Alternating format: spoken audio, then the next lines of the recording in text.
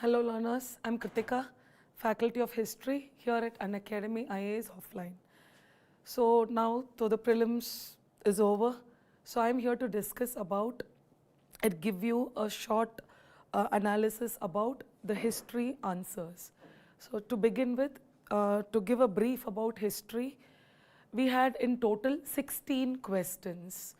If I give you the split up details, there were 5 questions from ancient Indian history, there were 2 from medieval Indian history, only 1 from art and culture regarding music, and 8 questions from modern Indian history. So in total there were 16 questions. So compared to last year, this year there was a rise in the history paper. Again, if you analyze the paper, last year the paper was pretty much tough. UPSC went into all the minute details so that a learner should read all the topics in depth was a key what UPSC gave us last year. So this year, what is the analysis what as an educator I have found out is the paper was quite moderate. So I keep the paper in a moderate way. Majority of the questions were easy, but some questions, keep it, say it, let it be modern, they were little bit conceptual and little bit of depth was required there, which even basic books have not even covered.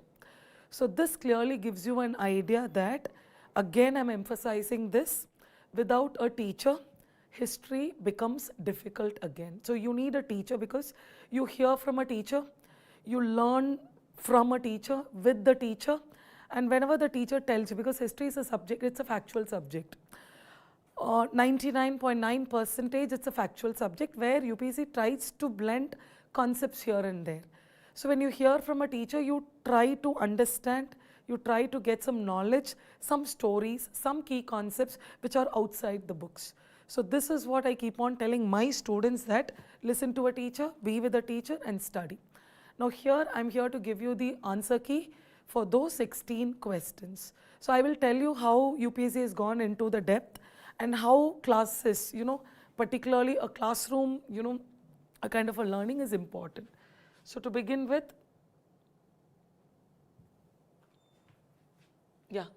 so question number 11, I read the question.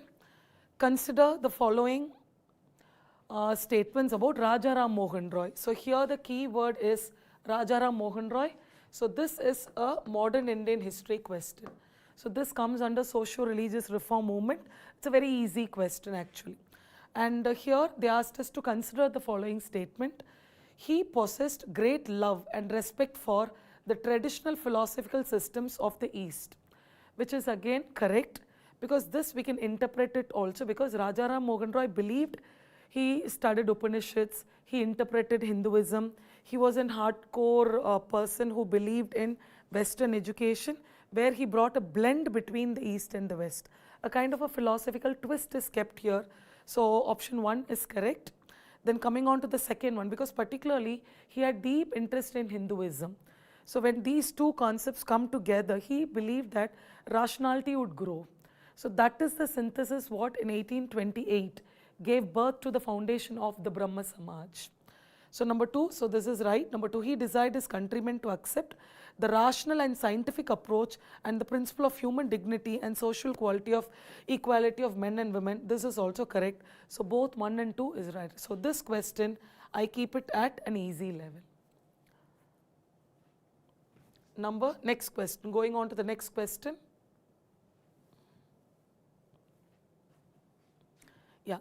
Consider the following subjects with regarding the non-cooperation movement. Again, too many questions this year on non-cooperation movement.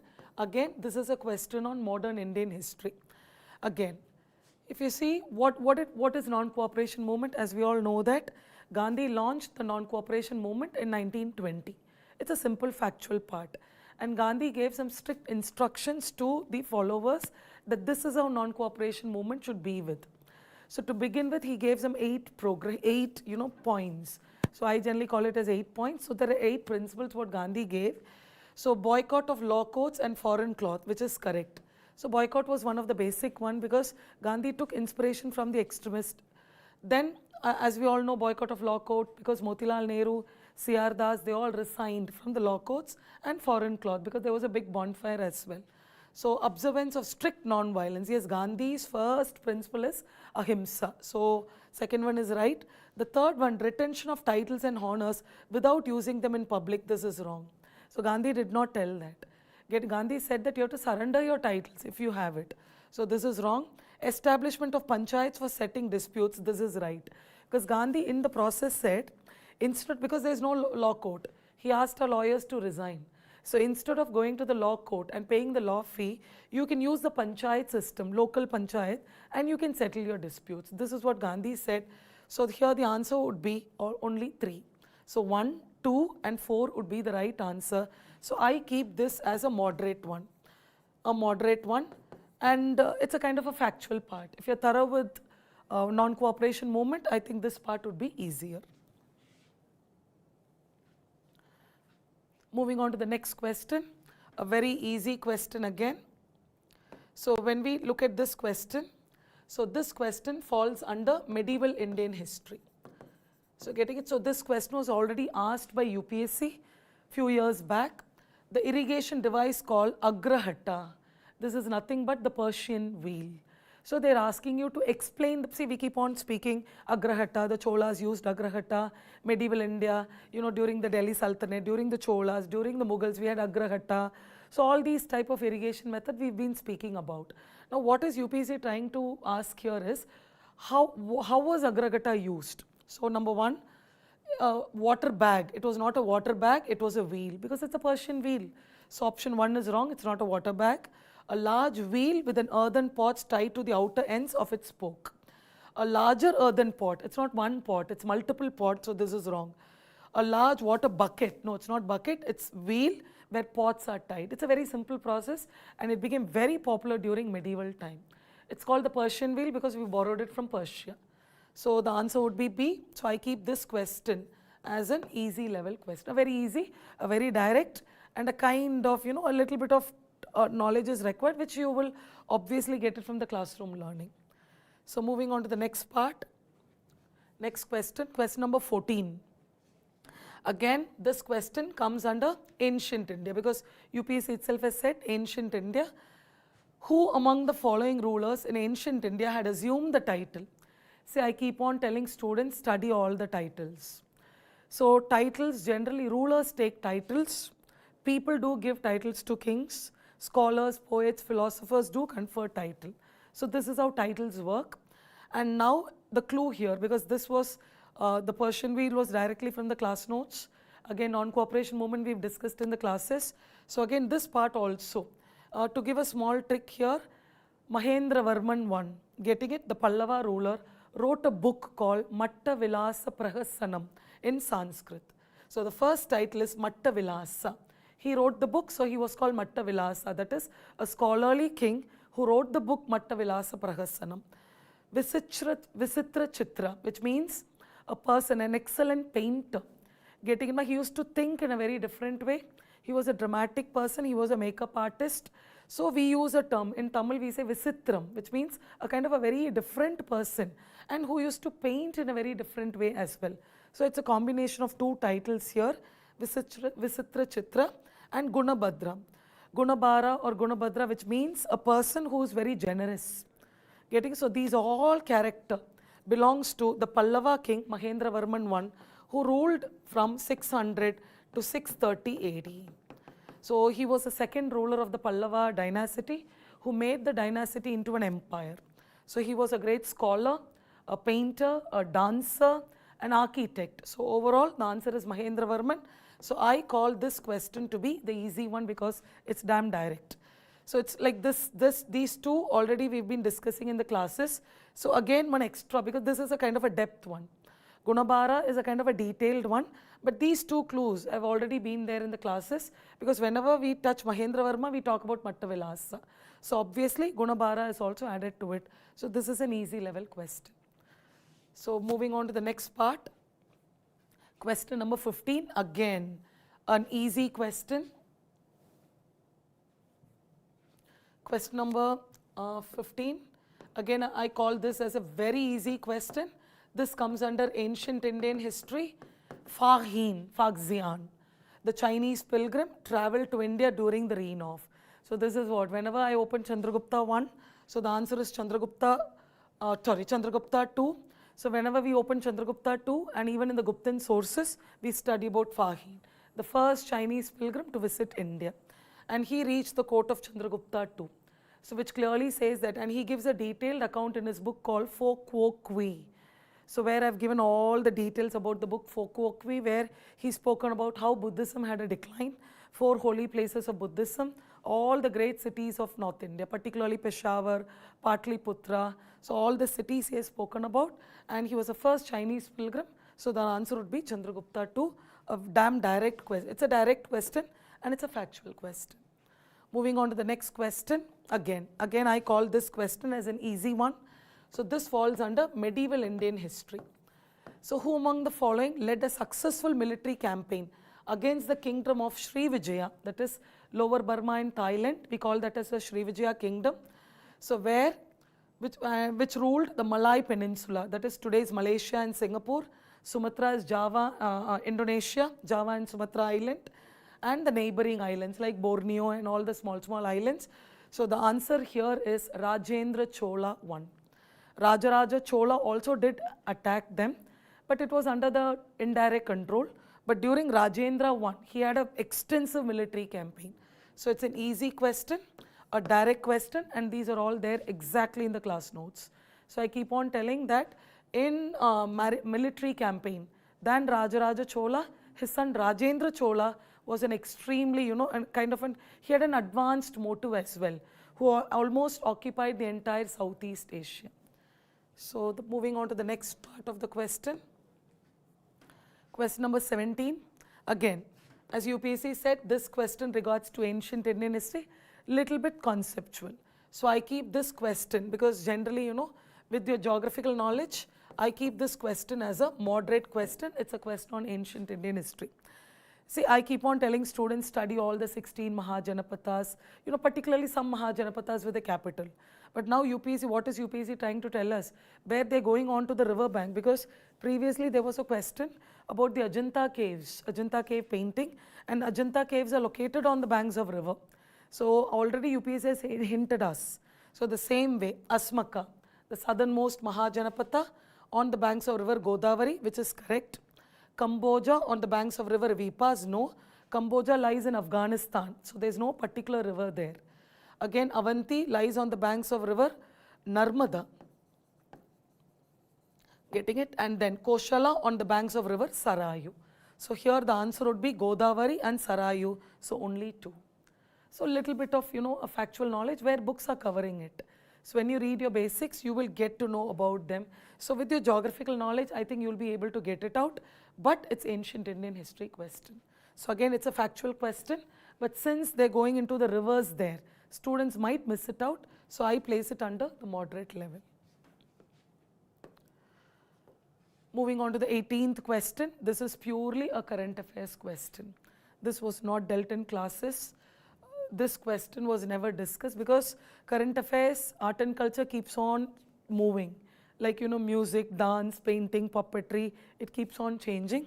So the question is, the first Gandharva Mahavidyalaya, a music training school, was set up in 1901 by Vishnu Digambar Palushkar in 1901. So where did he establish it? That's the, once again.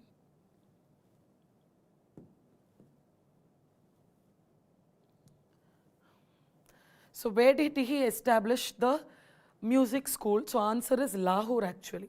If you look at Vishnu Digambar Pulashkar, if you look at him, he was born in today's Mumbai presidency, that is Bombay presidency. And at a very young age, he lost his eyesight. And till the age of 12, he had a rigorous kind of a training under multiple teachers. And he learned that classical Hindustani music, and he also sang in multiple languages. So on seeing his talent, all the rulers, particularly the rulers of Baroda, Gwalior, they all were highly impressed by him.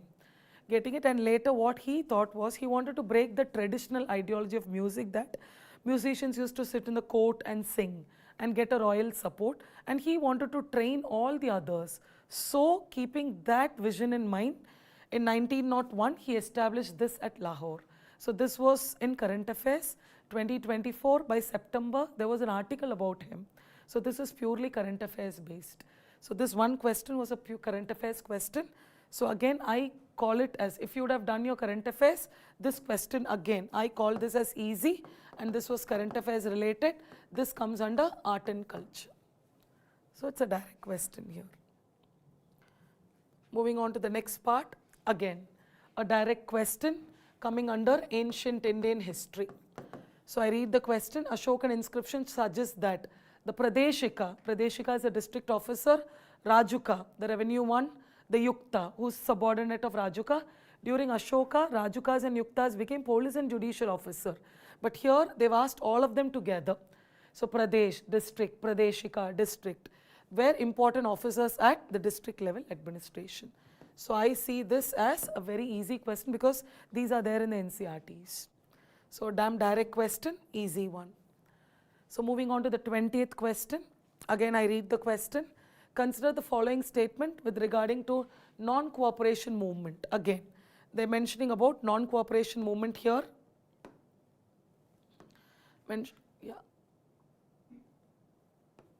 They're mentioning about again.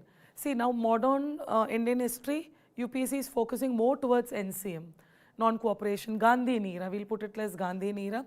So the Congress declared that attainment of Swaraj by all legitimate and peaceful means to be its objective, which is the right answer. Because from 1906, Swaraj was a resolution of Congress.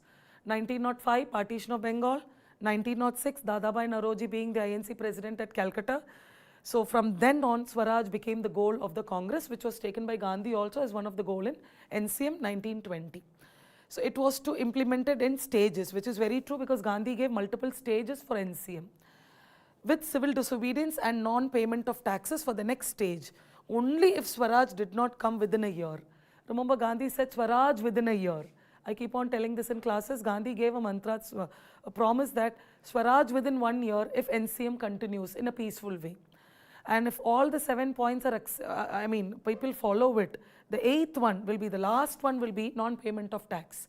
So that is what Gandhi said, all the points and stages. So this is also a right one. So both 1 and 2 is correct. This is a factual question. As we've discussed the previous one also regarding non-cooperation movement.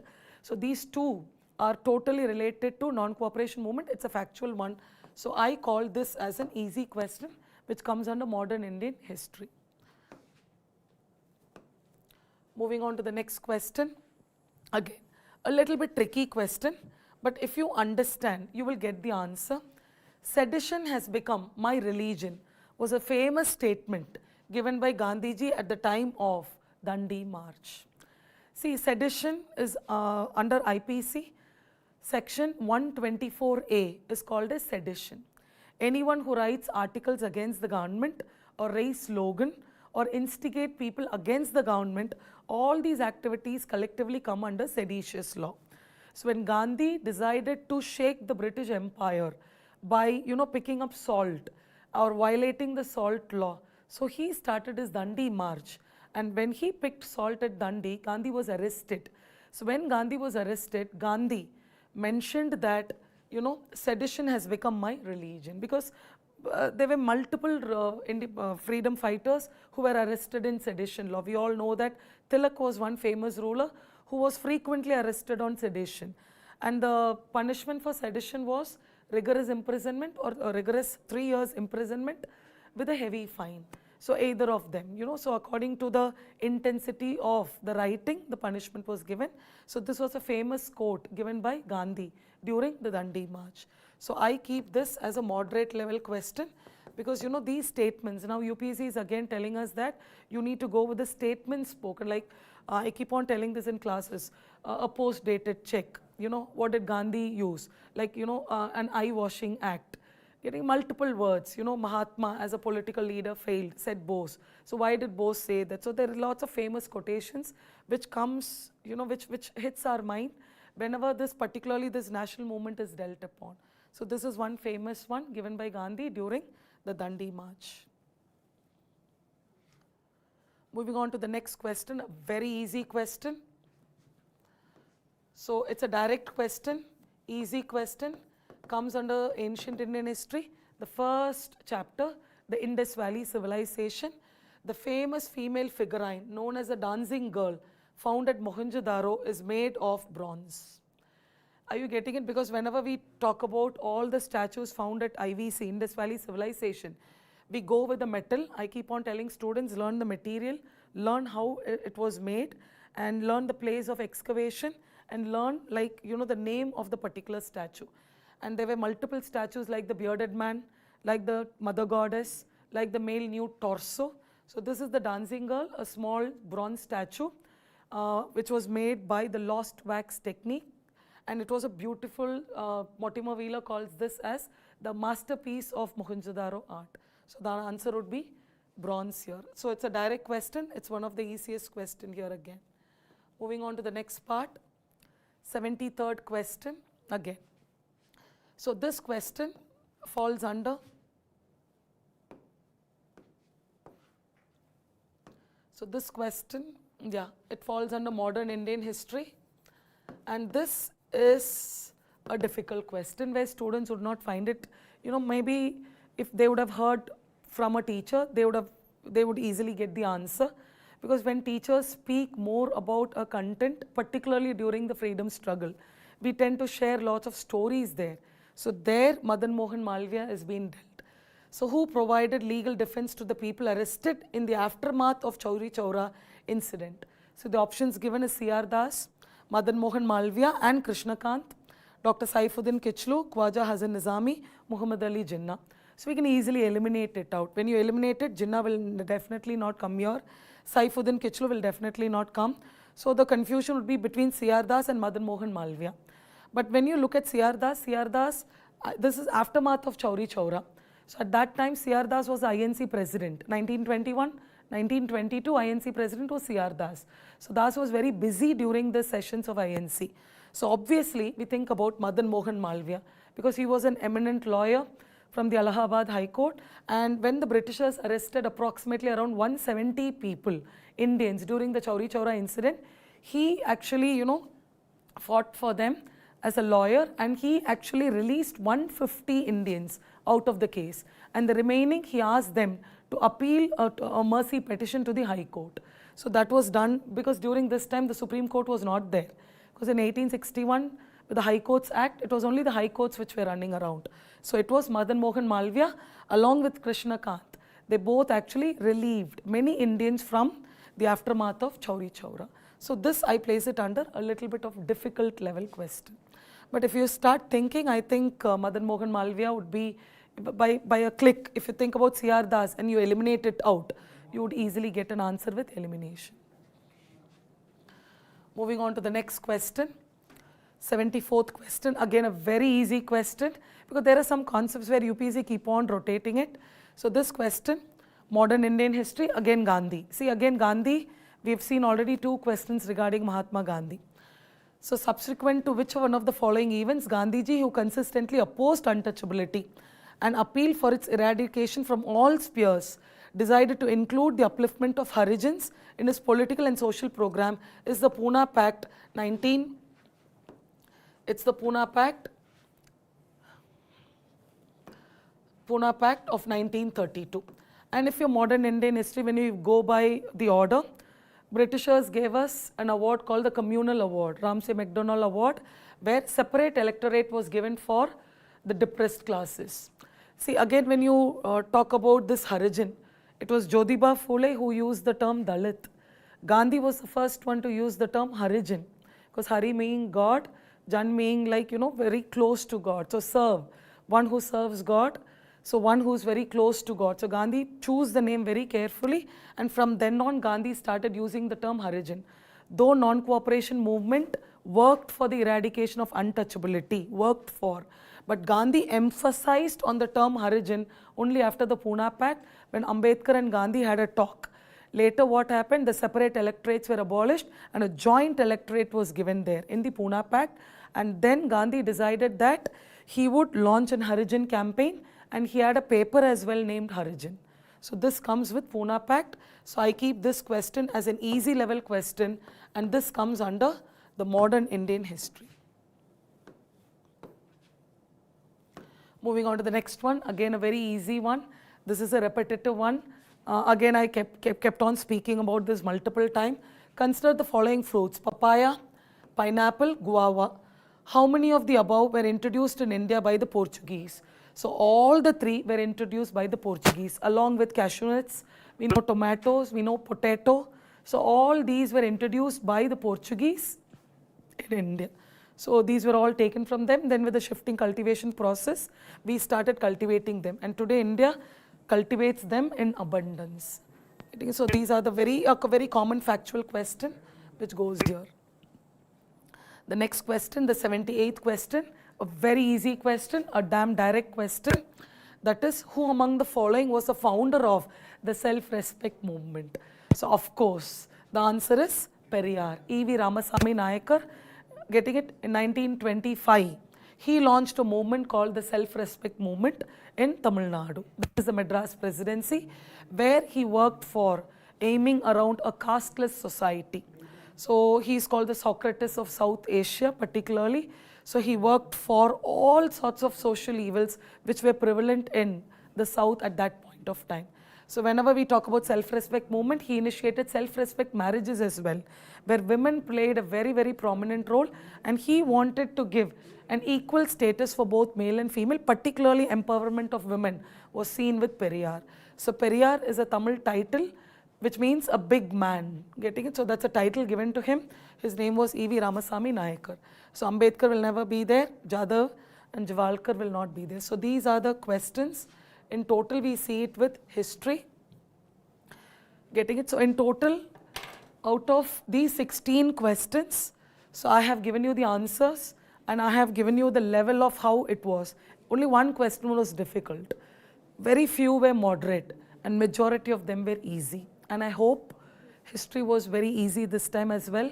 And students who've learnt it, would have almost out of 16, I think 15 would have most probably would have been right, because all these are found in and in the classroom lectures as well. Thank you so much. Yeah.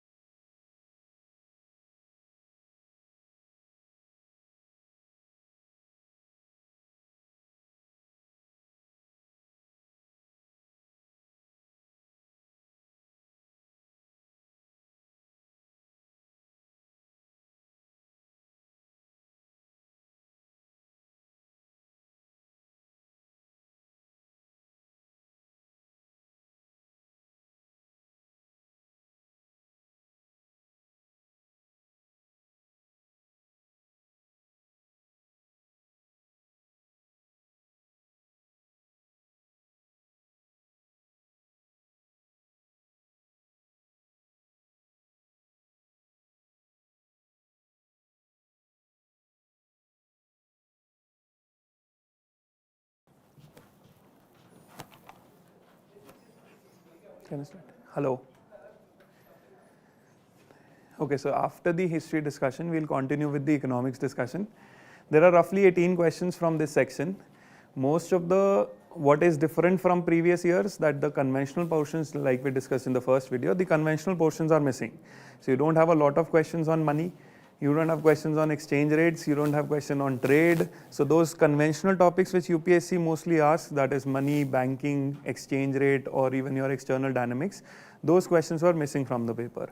But what was on the predictable lines in the last 2 years, if the banking sector has seen less questions, financial markets have been continuously covered extensively.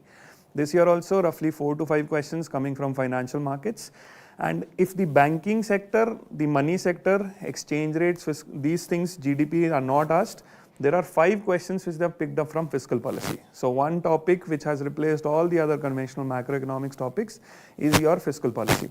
I'll show you through the questions also how exactly the pattern is only around financial markets and fiscal policy, with some applied questions of Indian economy only. So macroeconomics, 2 questions take most of the coverage. One is the 2 topics, one is fiscal policy and the other is financial markets. Whereas in Indian economy, it's what is the regular pattern? Mostly application based questions, 2 questions from schemes, some about institutions, some about payment systems, something which UPSC is traditionally covering in the last 10 to 12 years.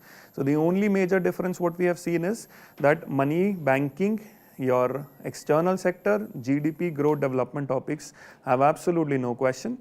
What gets most of the questions? Financial markets and fiscal policy. I'll discuss one by one all of these questions. I'll begin with the first question. With reference to investments, consider the following: bonds, stocks, hedge funds and venture capital. Which of the following are alternate investment funds? So the line is missing here. Alternate investment funds. Now, alternate investment funds, if you read about financial markets, any strategy which is being employed against the or from the traditional investments, that is alternate investments. In class also, otherwise also you read in detail. Alternate investment category 1, alternate investment funds category 2 and category 3. Now from the question itself, bonds and stocks, since these are traditional sources of investment, they do not employ any methods to earn you money. This is why these 2 would not be considered as alternate investment. अब ये regular है तो alternate इससे अलग होगा. This is why you can solve from that logic also. Answer here would be only 2. Hedge funds and venture capital are part of alternate investment. Venture capital, investing in new age startups for certain growth which they are looking, they take an equity at a very early stage. Whereas hedge fund, they employ certain complex strategies to earn money. This is category 1 and this is category 3. They've not gone in much detail, but definitely an easy question. Next, which of the following are the sources of income for RBI? Now this is a slightly tricky question. Lot depends on interpretation, but we'll discuss what exactly the dynamics are of this question. Sources of income: buying and selling of government bonds, buying and selling of foreign currency. Now this is straightforward. You buy and sell government bonds, you can earn income.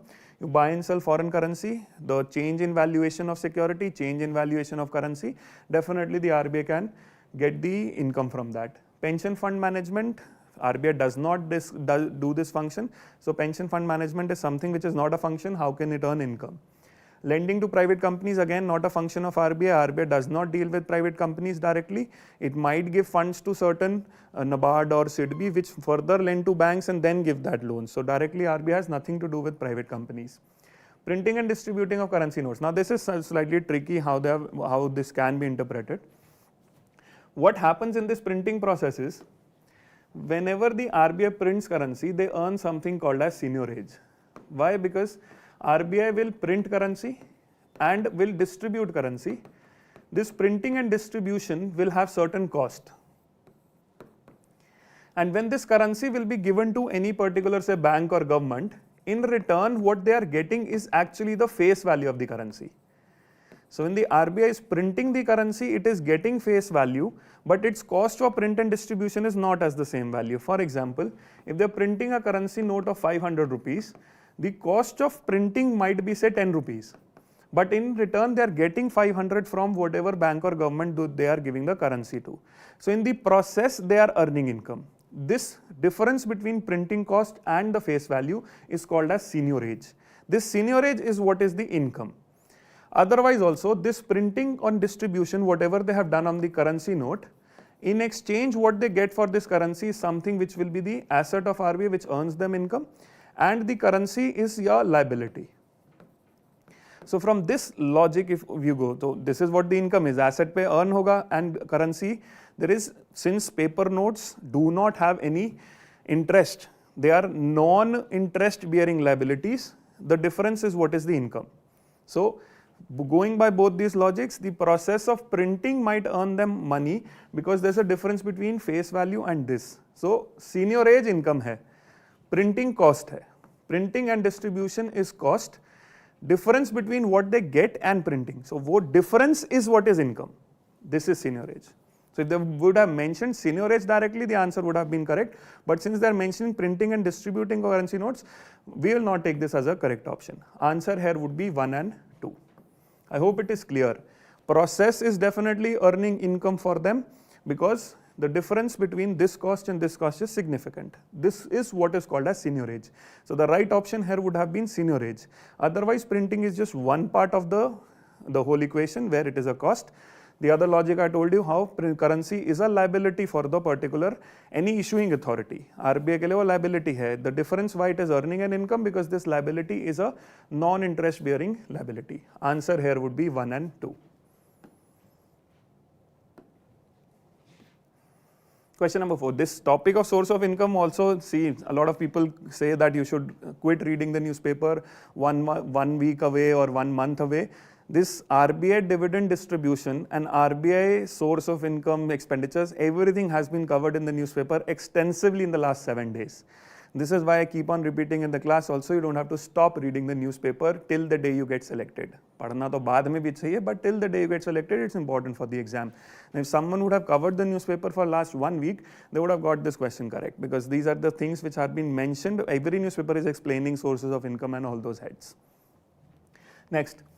The RBI of the Reserve Bank of India mandates that every company has to submit a business responsibility and sustainability report. In India, companies submitting a business responsibility sustainability report makes disclosures in the report that are largely non-financial in nature. Now, if you read about the general performance, now this is how importance of financial markets. RBI has nothing to do with the mandating certain companies to do something. You could have taken this hint because it's talking about listed companies, it's talking about business responsibility.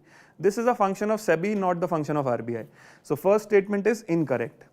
The second, it talks about business responsibility and sustainability. Even if you don't know about the details of this report, see from the name itself, business responsibility and sustainability report. Talking about responsiveness in business and also sustainability. So it's more of a management principles, values, all those types of intangible things, not talking about the financial aspects.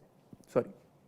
With that, you can get this correct. Otherwise, if you are reading the newspaper extensively, this theme would have been adequately covered because Donald Trump also talked about removing the DEI policies.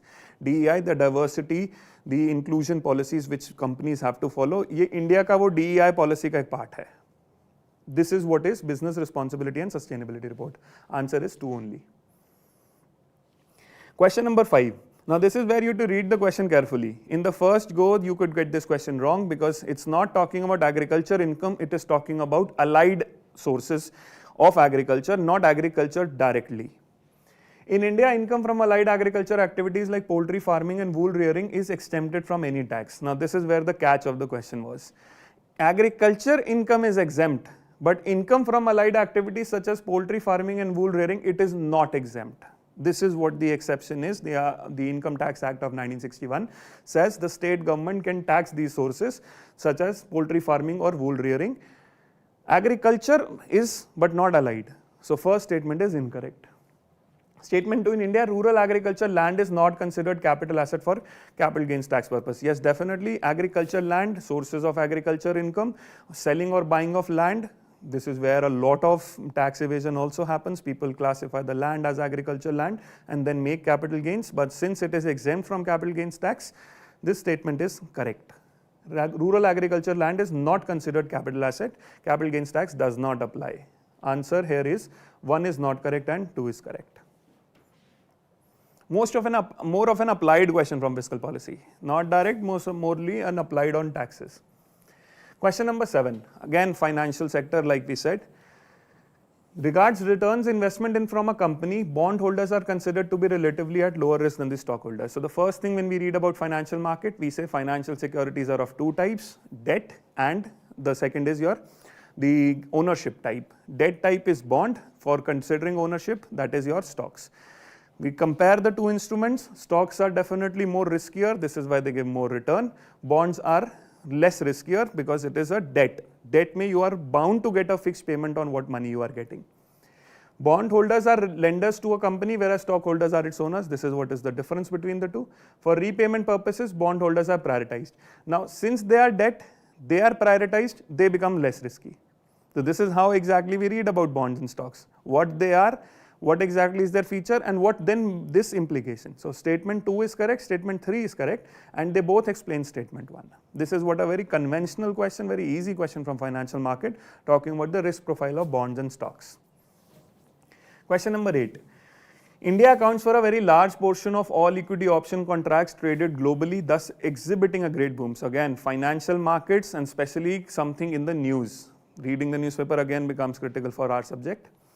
Stock market has grown rapidly in the recent past, even overtaking Hong Kong at some point of time. Now, a lot of things that have happened in the recent past is that India is seeing a lot of people having derivative trade.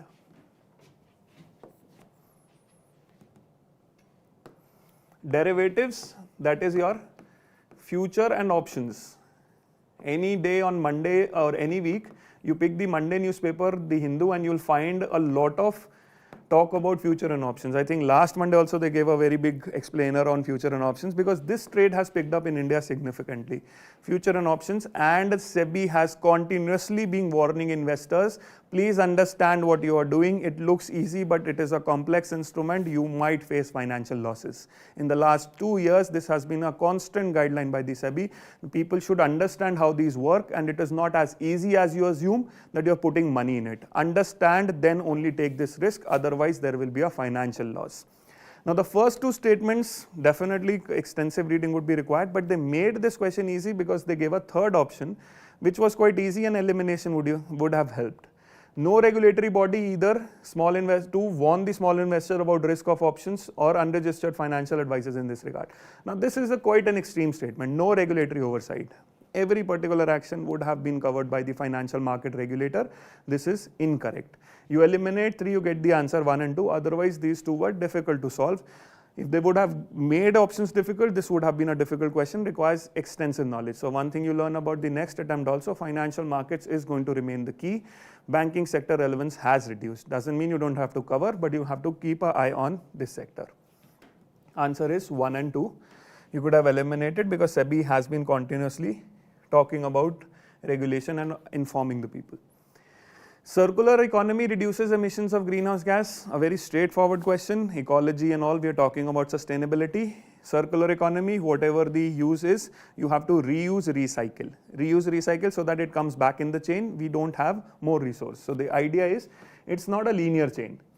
Linear chain says resources are being converted into goods and services, and these goods and services, once used, are now something which to be decomposed or like thrown, there is no particular coming back into the chain. It's regarded as a waste. Ye linear chain hai. But if I try to bring this used goods and services back again and use this resource exploitation will be reduced.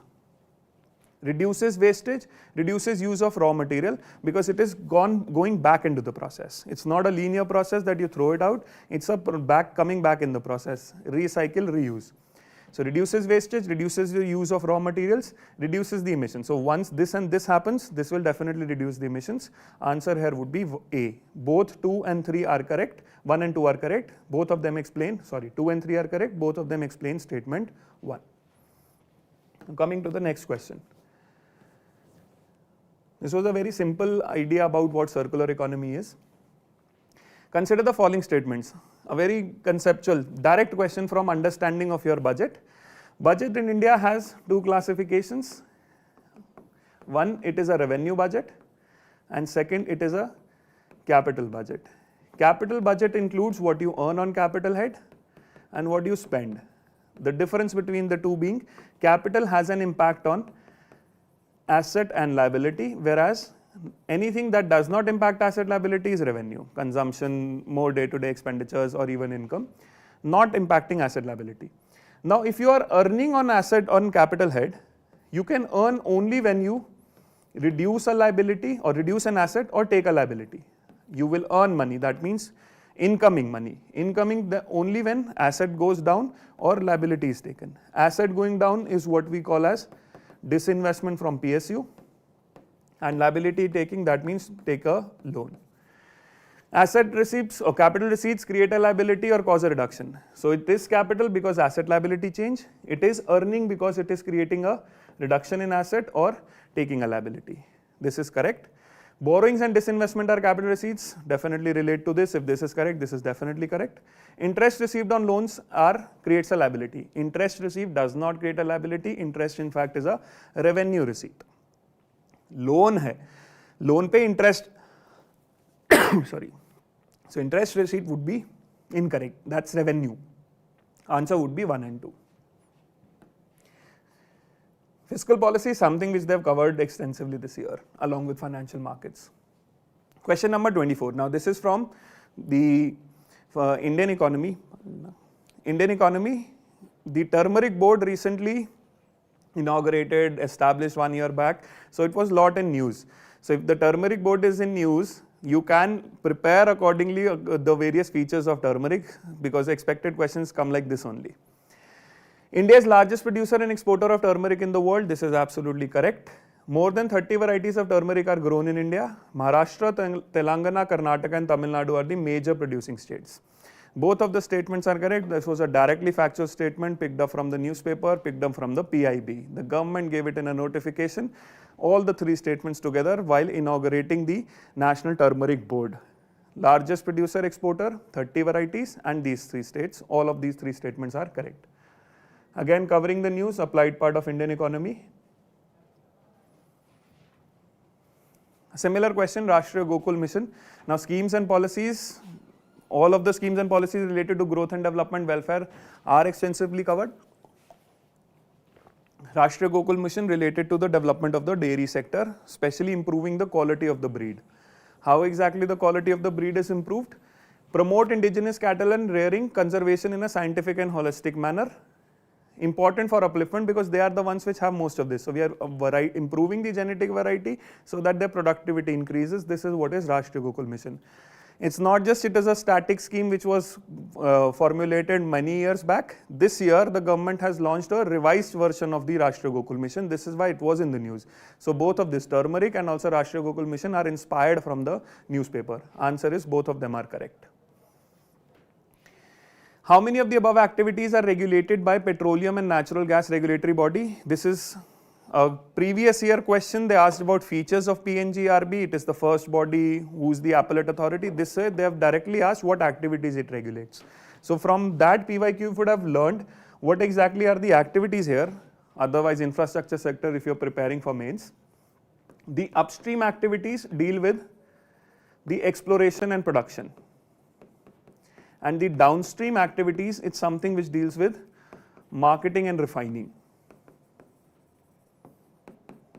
Market, transportation and also refine. These activities are under the control of PNGRB, Petroleum Natural Gas Regulatory Body, and these activities are under the control of Directorate General of Hydrocarbons, which established in 93. So this is one key difference which you had to know, that exploration production of the hydrocarbon is a regulation here.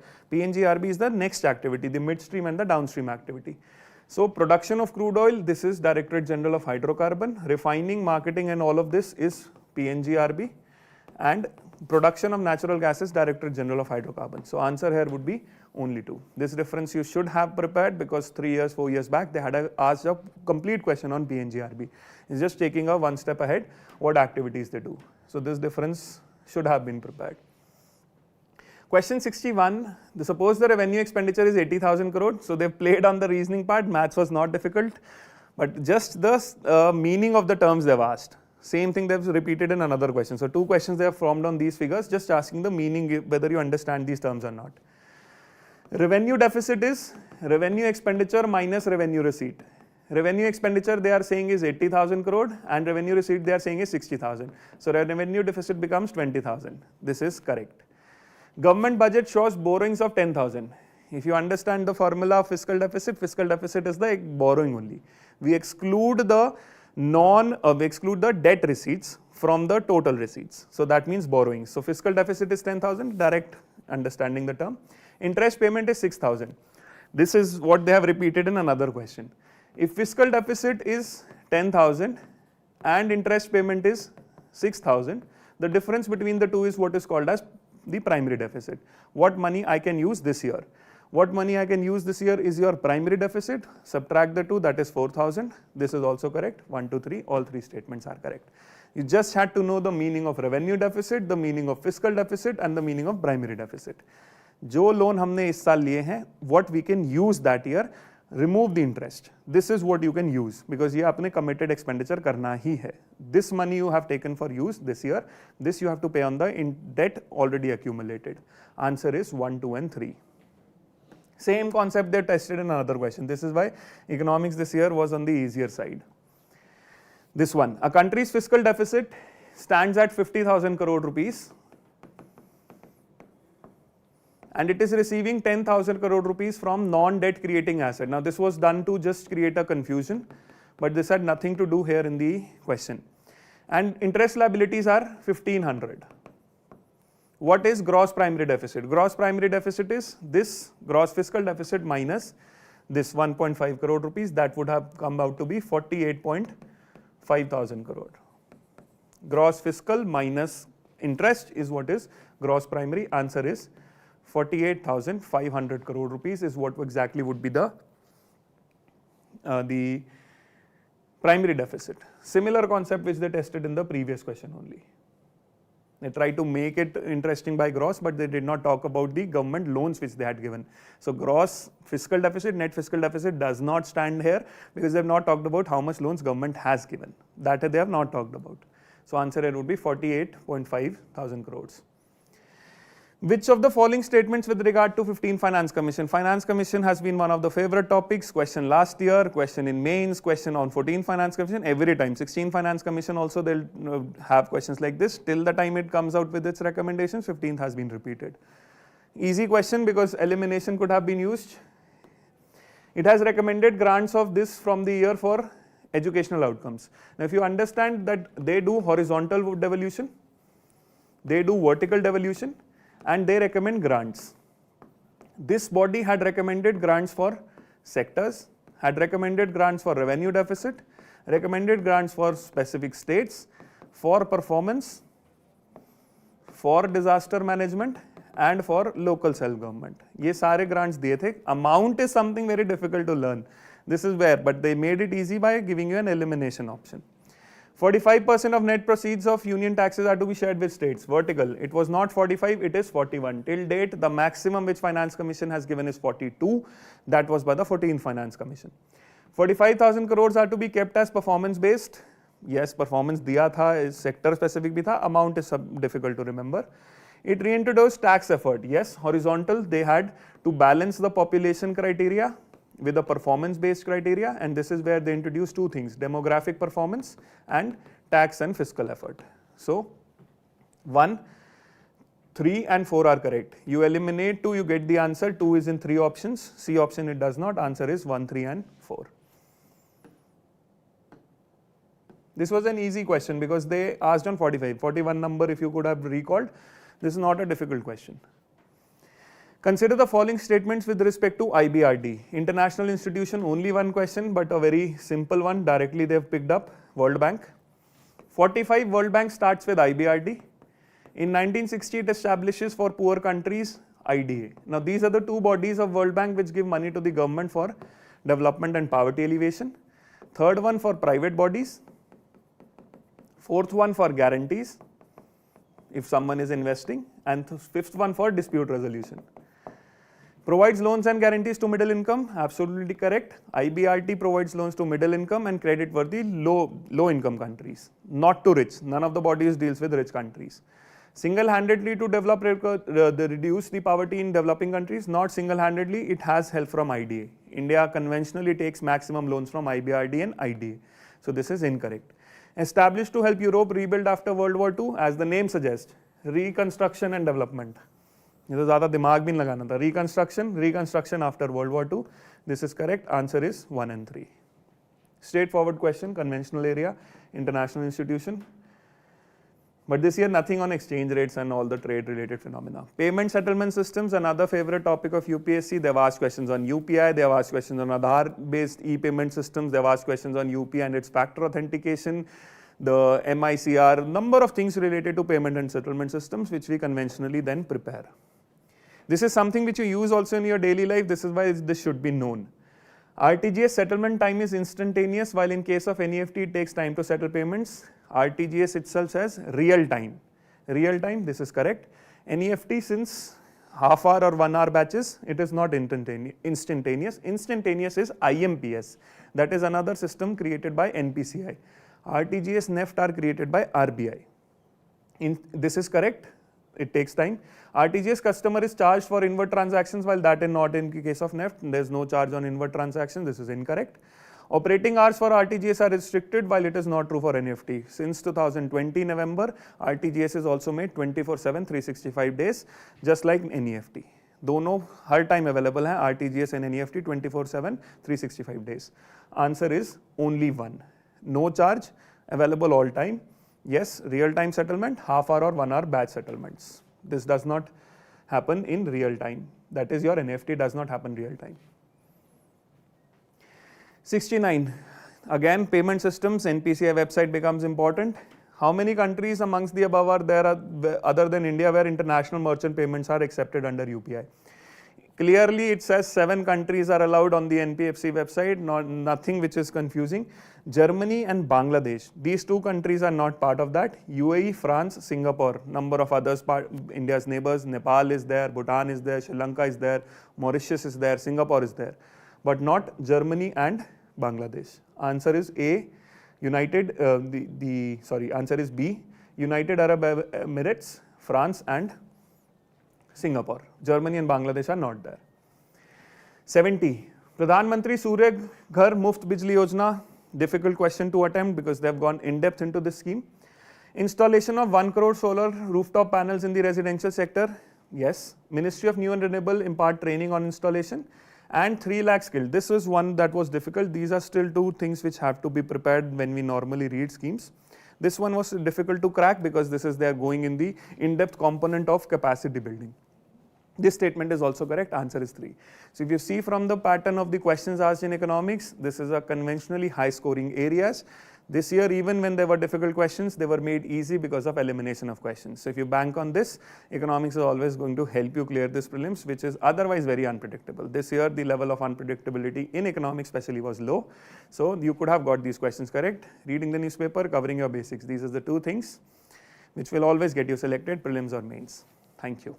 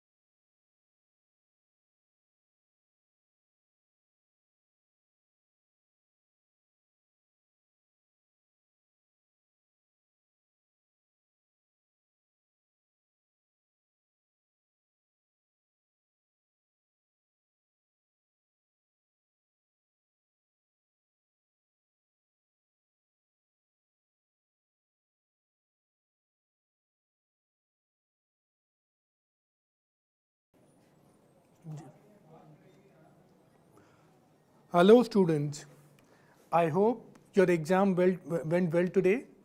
Now it's time to analyze the paper for polity questions that came in today's prelims exam. तो students जब हम polity के questions की analysis करते हैं, what exactly we see? This year there were 16 questions that were asked from polity. This is pretty much in trend with respect to last 4-5 years, where we are having questions anywhere from the range of 14 to 20. In this regard, when we do analysis of these questions, what exactly we see? We find that almost from all topics we are having questions that are coming in the exam. We have questions from Union Legislature, Union Executive, we have question from Fundamental Rights, DPSP, there is also a question from Office of President, Ordinance Making Power of the President. In this regard, we see that there are number of questions that were there, where you essentially have to study all parts of polity. ऐसा नहीं होगा कि if you have left few parts and the question is not coming from that part. ये बहुत interesting बात थी. दूसरी चीज़, when you analyze the paper, you see that this time questions were not very NCERT centric, but yes, at the same time, it's not as if these questions were very tough. If at all you're following a standard book like Lakshmikant, many of the questions are questions that you can handle. Only difference is you have to read it well. You have to understand different provisions in a conceptual manner so that you're able to understand what exactly the question is demanding. The conventional way in which people study, where they want to study only the short notes, this is not going to work for this year's polity exam, right? In this regard, let's start with our discussion. Fine. So here we see the question.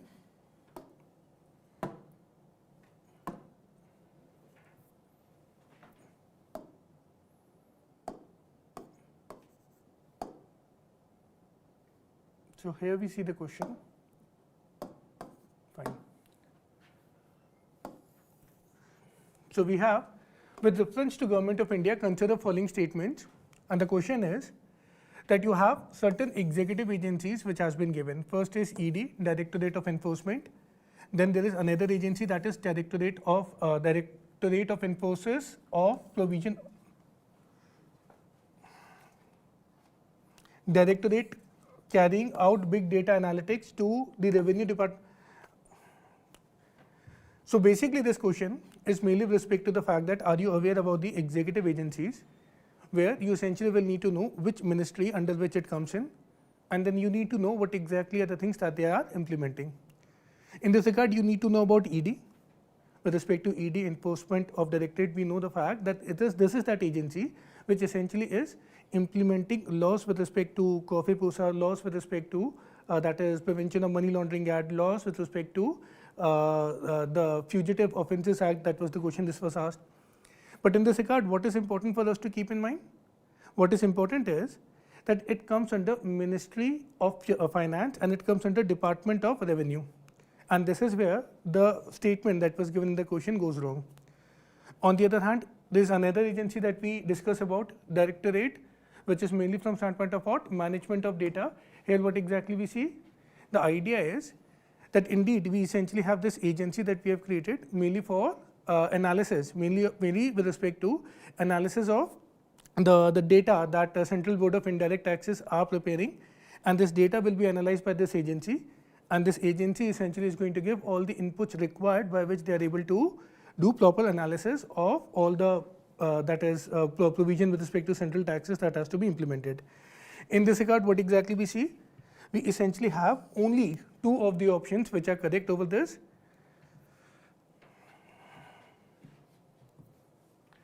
Then we come to the next question with respect to Indian polity. Now the question is with respect to ordinance. With respect to ordinance, what exactly we see? With respect to ordinance, what exactly we see? The question is, are we having clarity with respect to ordinance? We know ordinance making power is the power of the President under Article 123. Article 123 में President of India has the power to issue ordinances. In this regard, what exactly is the first statement? An ordinance can amend any central act. Yes, it can. In fact, the very idea of ordinances, what you cannot do with executive orders, you will need to do it with ordinance making power. Only thing we need to keep in mind is an ordinance can be issued by the President only at a time when both houses of the parliament are not functioning. Even if one house is functioning, then also ordinance cannot be issued. But as far as that is parliament is not in session, indeed President has the power to issue ordinance. It includes to amend any of the laws. It also includes to create a law, and it can also be created in a retrospective manner. In this regard, what we see, an ordinance can abridge fundamental rights? No, it can't. An ordinance can come into effect from a back date? Yes, it can be. In this regard, what we see, an ordinance making power of the president cannot be exercised in a manner by which we are doing what? We are trying to do something that requires amendment of the constitution. This again is one of the basic concepts.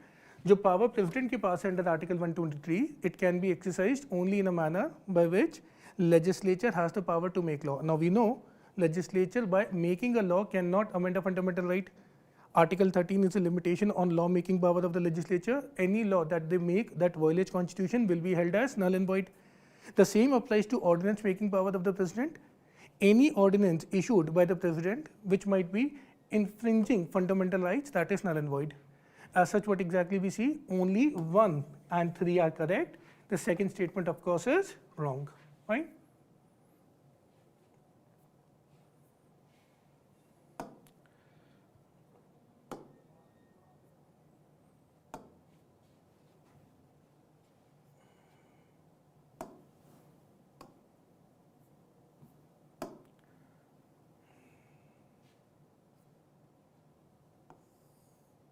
Fine.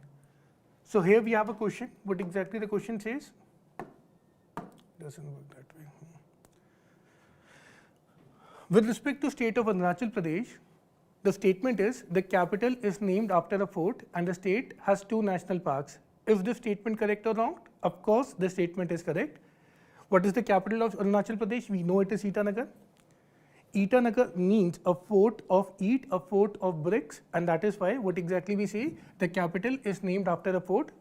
The second part of the statement is the state having 2 national parks? Yes. We also know it for a fact that it is having 2 national parks, Morley National Park, Nafta National Park. Again, it's a correct statement. Nagaland, the state came into existence on the basis of Constitutional Amendment Act. In this regard, we know for a fact that Nagaland as a state was created after 13th Constitutional Amendment Act that had occurred in 1962. Now students, it is very important for you to remember that we have provisions with respect to part 1 of Indian Constitution, where clearly under Article 3 we can create a state and such an amendment will not be taken as amendment of Indian Constitution, it will not be calculated as amendment of Indian Constitution. In this regard, what exactly is the idea? The idea is that although that is something that we know with respect to Nagaland, because Constitution wanted to give some special powers to Nagaland, we had actually amended the Constitution and we had created special provisions for the state of Nagaland. And that is why what exactly is the point we need to keep in mind? Yes, indeed, Nagaland was a state that was created because of a constitutional amendment that was done, and that is because Nagaland as a state was given a number of special powers. Tripura, initially a part C state, it became a centrally administered territory with reorganization of states in 1956 and later attained the status of full-fledged state. How many of the above pairs are correctly matched? So, with respect to the third point, what exactly we see? With respect to Tripura, I think you must be knowing that in 1956 we had done reorganization of states.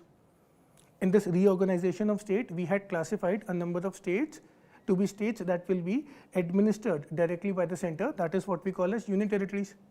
Subsequently, what we see, Tripura was made into a full-fledged state. In this regard again, statement 3 becomes correct. So, we have statement 1, 2 and 3, all of them are correct. So, the right answer will be of course C. Now, with respect to India, we need to consider the following: Interstate Council, National Security Council, Zonal Council. We have been given 3 bodies here, and what is the question? How many of these are established as per provisions of the Constitution? In this regard, we need to know, are there ways, are there mechanisms that are given in the Constitution by which a constitutional body or this body can be created?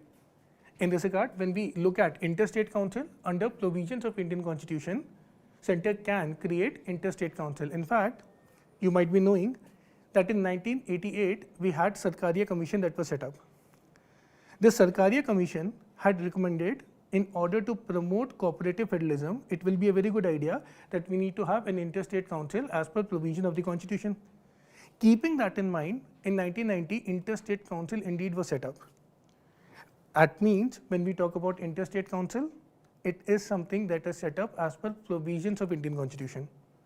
On the other hand, what exactly are zonal councils? Zonal councils are councils that was more of an idea that came from Pandit Nehru, first Prime Minister of India after 1956. Students, you need to remember the initial intent of Constituent Assembly and subsequently the first Parliament of India was not to create states on linguistic identities. The idea was that we are going to create it on administrative convenience. In this respect, one of the apprehension that center was having was mainly from standpoint of possible lingual nationalism and possible defectionist, that is secessionist tendencies on the part of state. In order to not allow that to happen, what exactly we had decided or what exactly was the intent of Prime Minister, we need to have multiple zonal councils. Why? The last thing you want is, now that states are going to be created based on lingual identities, we do not really want these states to fight over regional issues.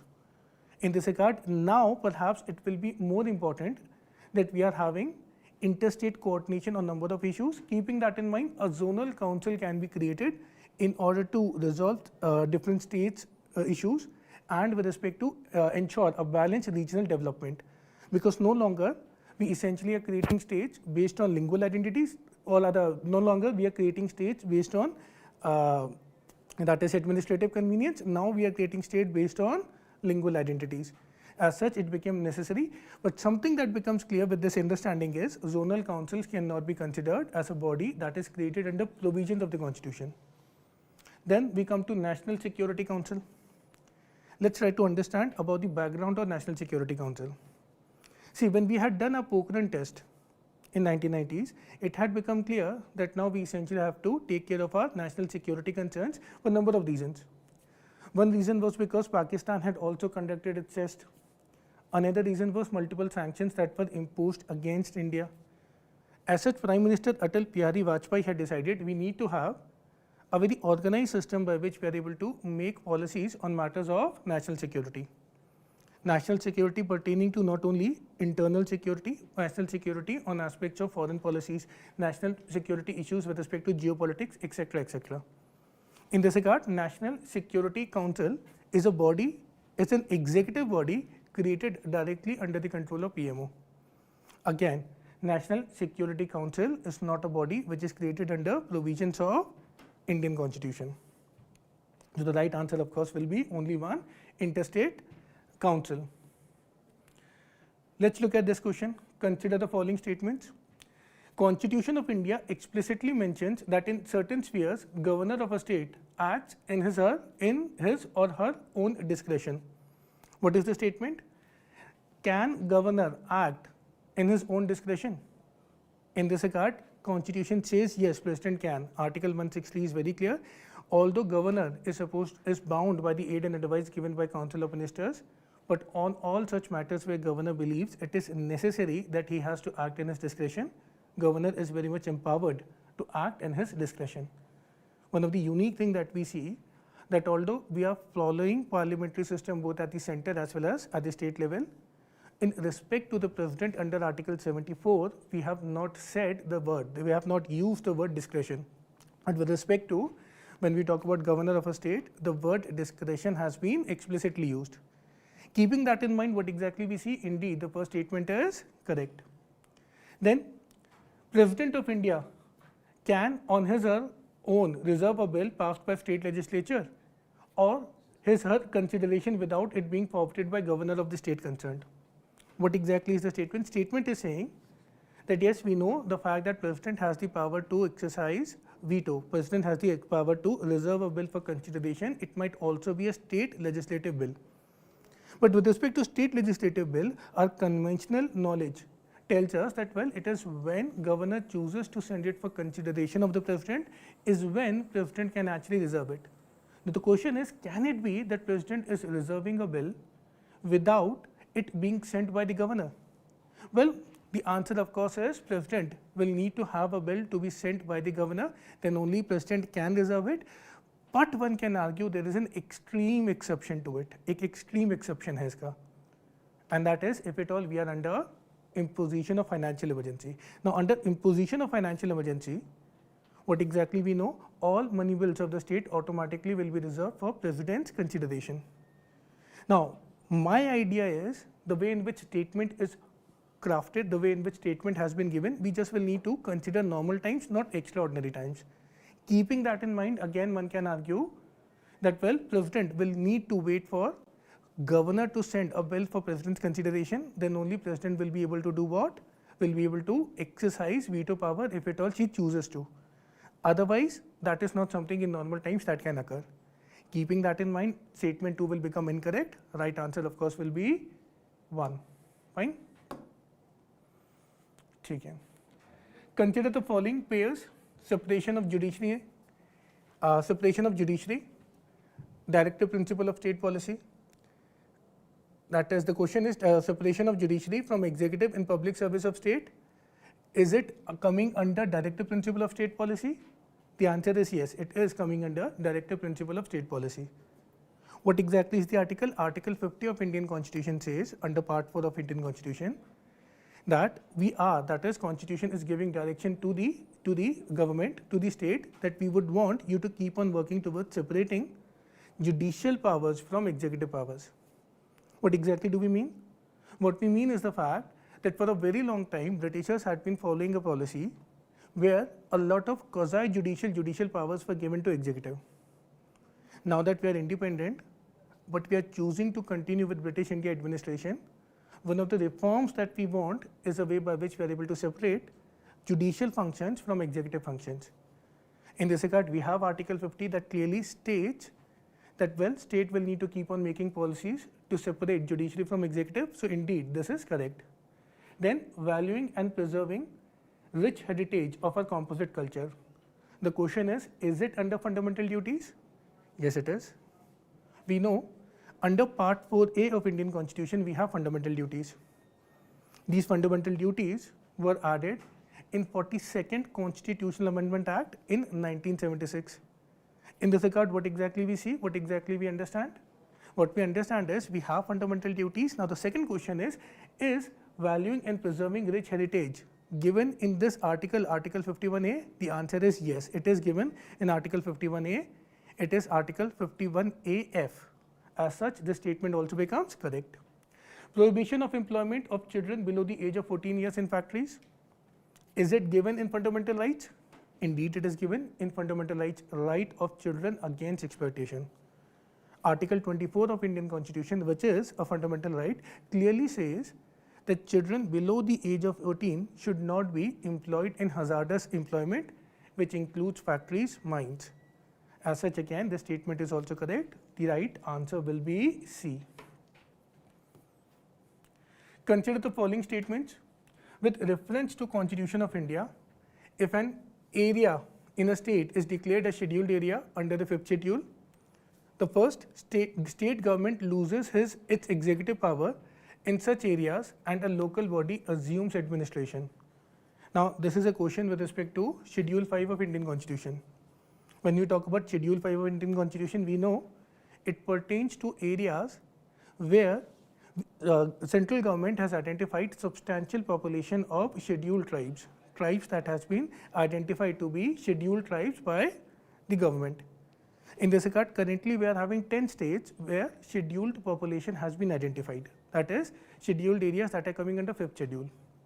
In this regard, the question is that if at all President declares an area to be scheduled area, will it be that power with respect to regulation will be given to local body, power with respect to executive functioning that has to be done in the scheduled area will be given to local body? Will it be taken away from state government? The answer is of course not. With respect to executive powers of the state government, even on matters of scheduled area, it will extend to these areas. Only thing we need to keep in mind is, with respect to these areas, union can issue certain directions to state government, and all these directions will be binding on state government to follow in performance of its executive function. To put it in other words, no, executive power of the state cannot be taken away with respect to these scheduled areas, but this executive power of the state will need to be exercised on the directions issued by union government. In this regard, what exactly we see? First statement is of course wrong. Union government can take over the total administration of such areas under certain circumstances on recommendations of the governor. Now, this statement might seem a bit confusing. Why? What exactly the statement is saying? Statement कह रही है that well, we have office of governor, we have these scheduled areas. In this regard, in these scheduled areas, all directions are actually coming from union government. Union government is taking decisions with respect to welfare of these areas. But can it be that governor sends a report, sends a recommendation to central government, to the President of India, and based on that report, they can take complete control over scheduled areas? Now, if you think about it, this statement is incorrect. Why exactly it is incorrect? Indeed, we have something called as Article 356. Indeed, there are provisions with respect to direct central rule in UT.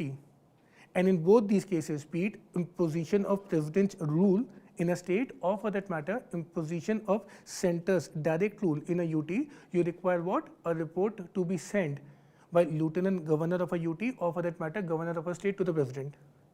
But something we need to keep in mind, something that we need to realize, that scheduled areas anyways are under the control of the central government.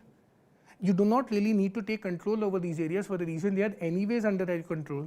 So there is no requirement for governor to send any kind of report in order to have central government take control over it, because anyways the scheduled area are under the control of President of India, are under the control of central government. In this regard, what exactly we see? Both statement 1 and statement 2 are incorrect. Then it will be neither 1 and 2. Is it clear? Fine? Nice.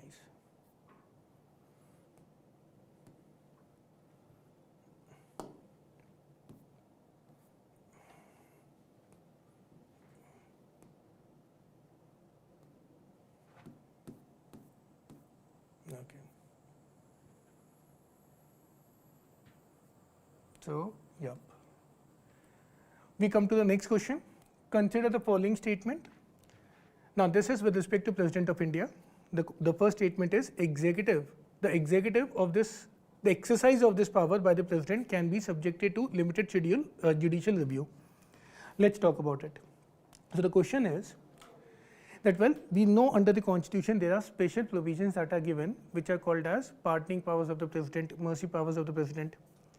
Now, the question's first statement is, when we talk about president exercising this pardoning power, president exercising this mercy power, whatever president may decide, the decision of the president, is it under judicial review or not?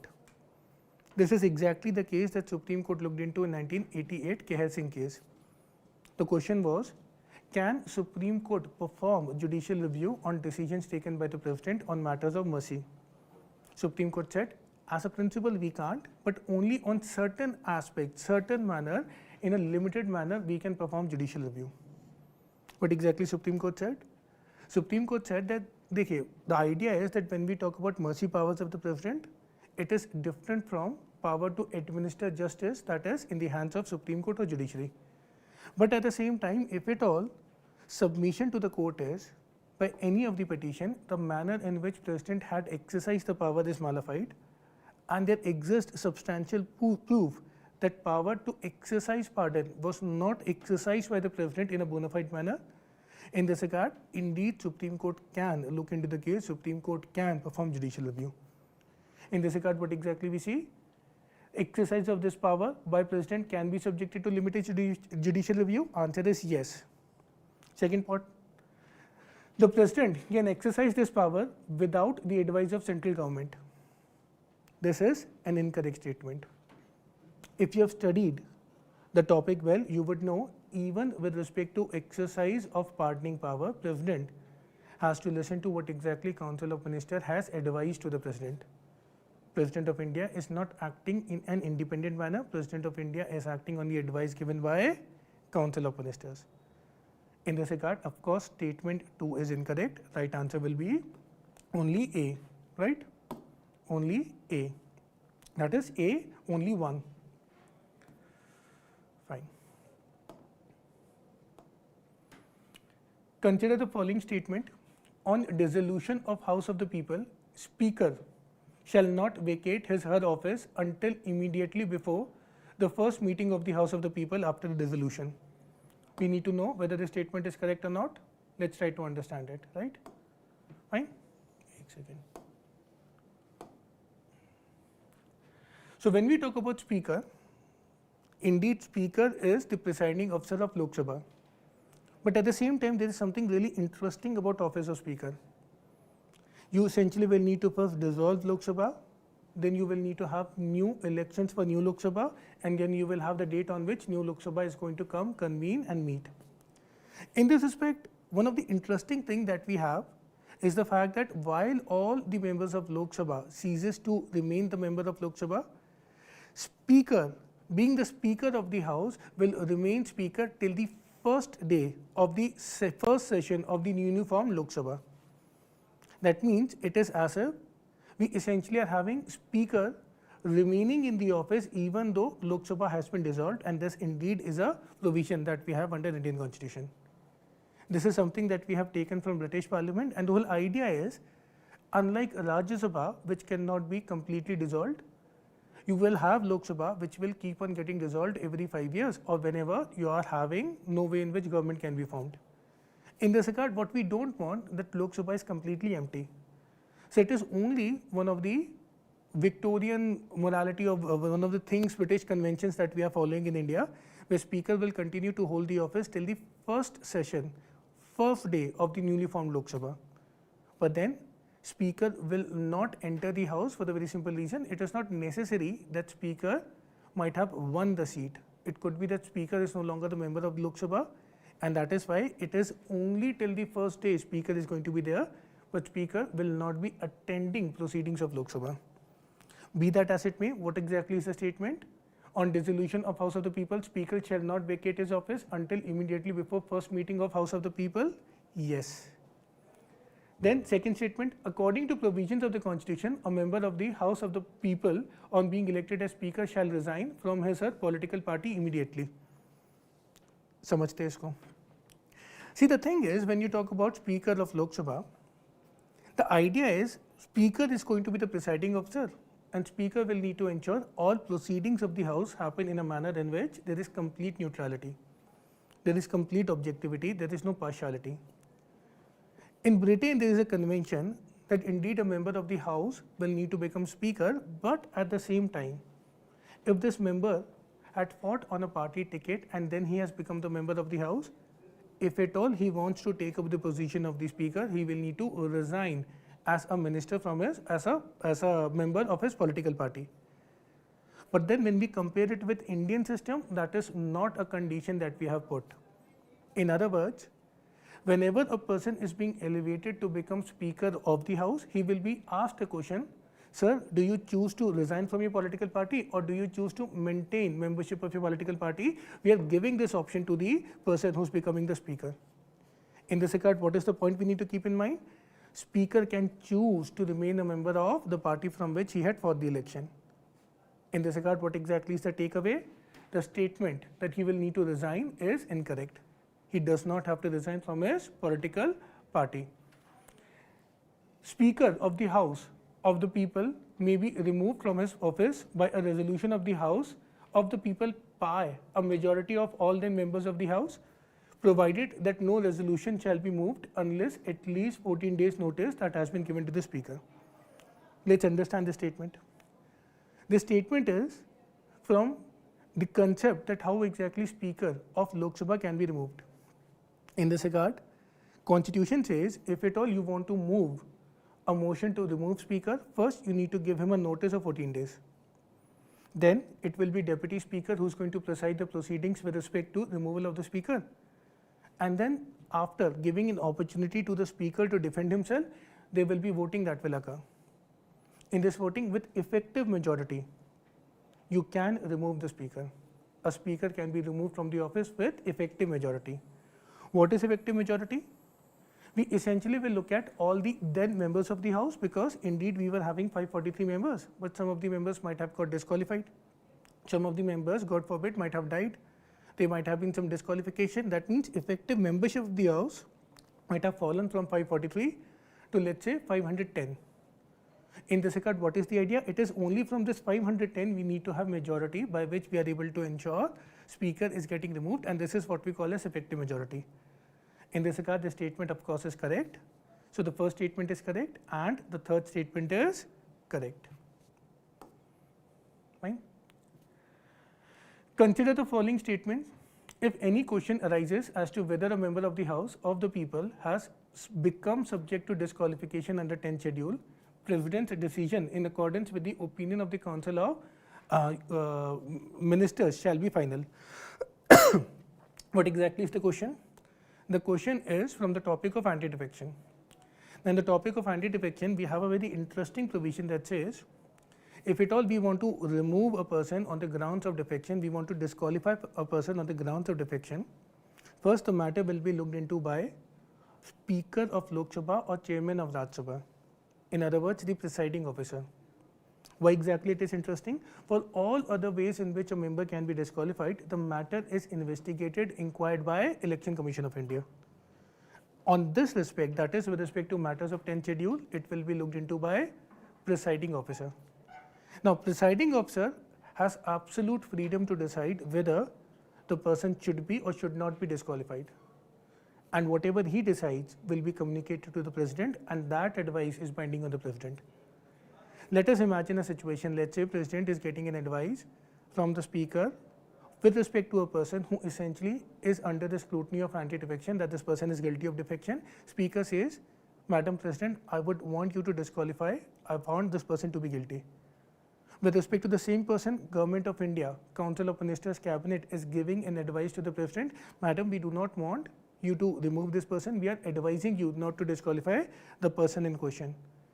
President of India is bound to listen to advice of the Speaker and not the advice coming from Council of Ministers. And that is why what exactly we see, the advice of Council of Ministers is not binding on the President on matters of disqualification under anti-defection. There is no mention of the word political party in the Constitution of India. Let's look at the second statement, very interesting statement. See, one of the beauty of parliamentary system is that even though it may not be mentioned in the Constitution, there will always be political parties which are reflecting different ideological opinions, ideological spectrums.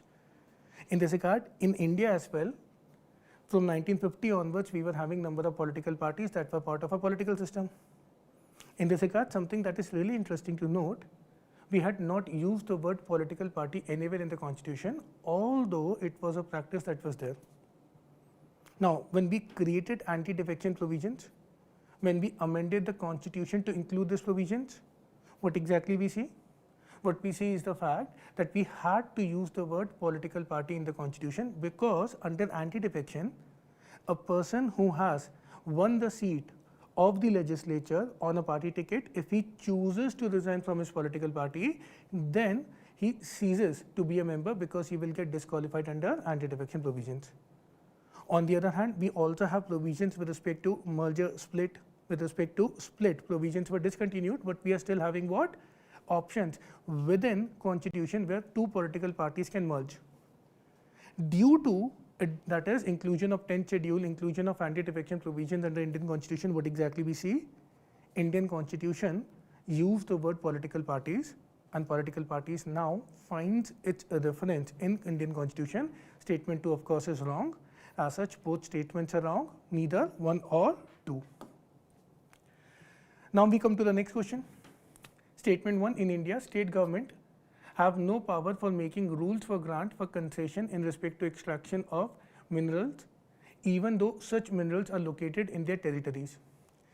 If you think about it, it is really a very tricky question for the reason this is one of those kind of bizarre question that UPSC asks almost every year, where it is very, very tough for a person to actually, a very serious aspirant may not be even knowing the answer of this. Be that as it may, UPSC has asked this question. In this regard, we need to know that indeed, first statement is not correct. State government do have the power to issue certain regulations with respect to grant of concession on the matter of extraction of minor minerals.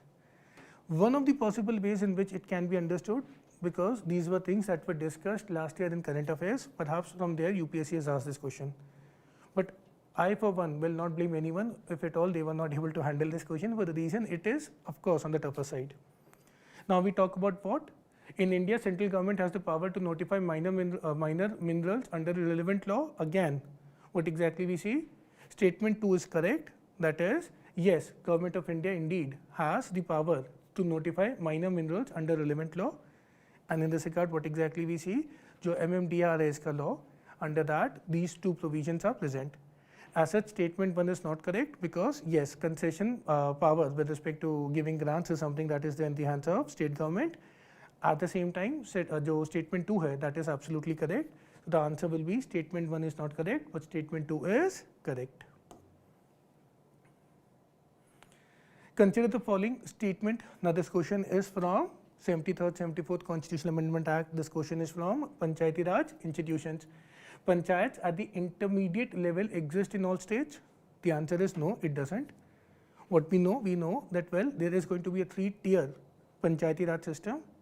In this regard, if at all population of a state is less than 20 lakhs, it doesn't make sense that you need to have 3-tier. You can have 2-tier, you can have Gram Sabha, and you can have Zilla level.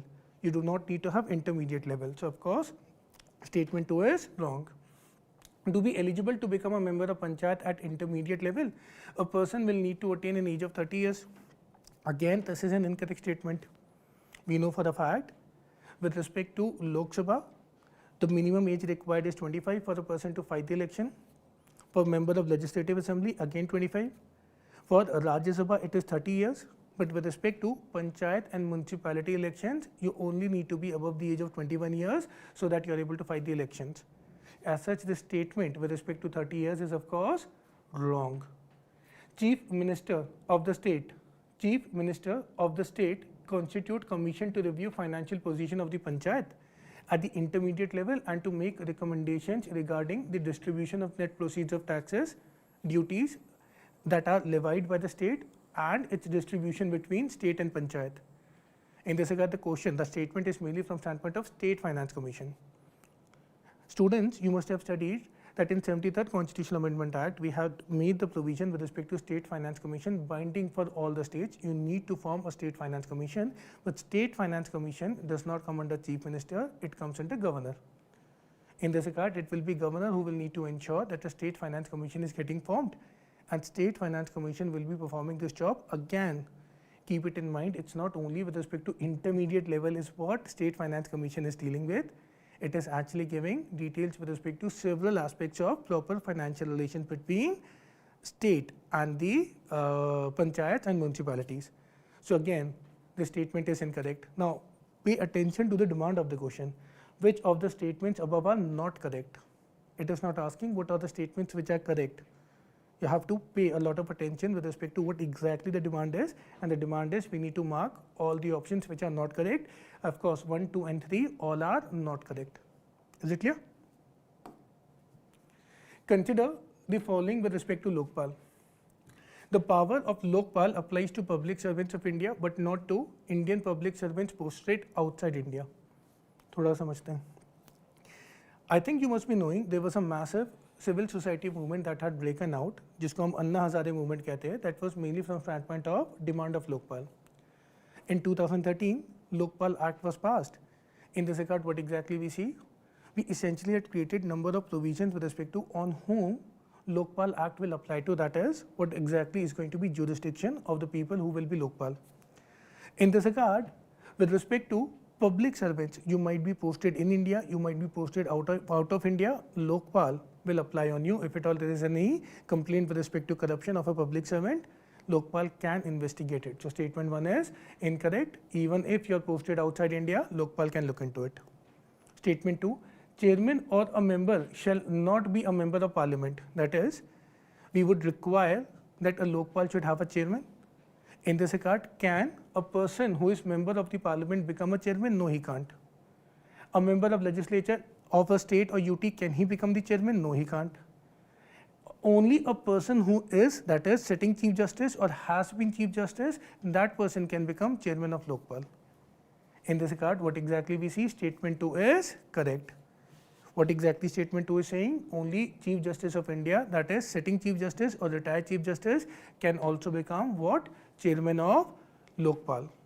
Then, chairman or a member shall not be a person of less than 45 years of age on the date of assuming office as the chairperson or member. ध्यान से समझते हैं. So one of the interesting thing that you see with respect to Lokpal Act is it says that we want people who essentially are having a lot of experience in the field of anti-corruption activities.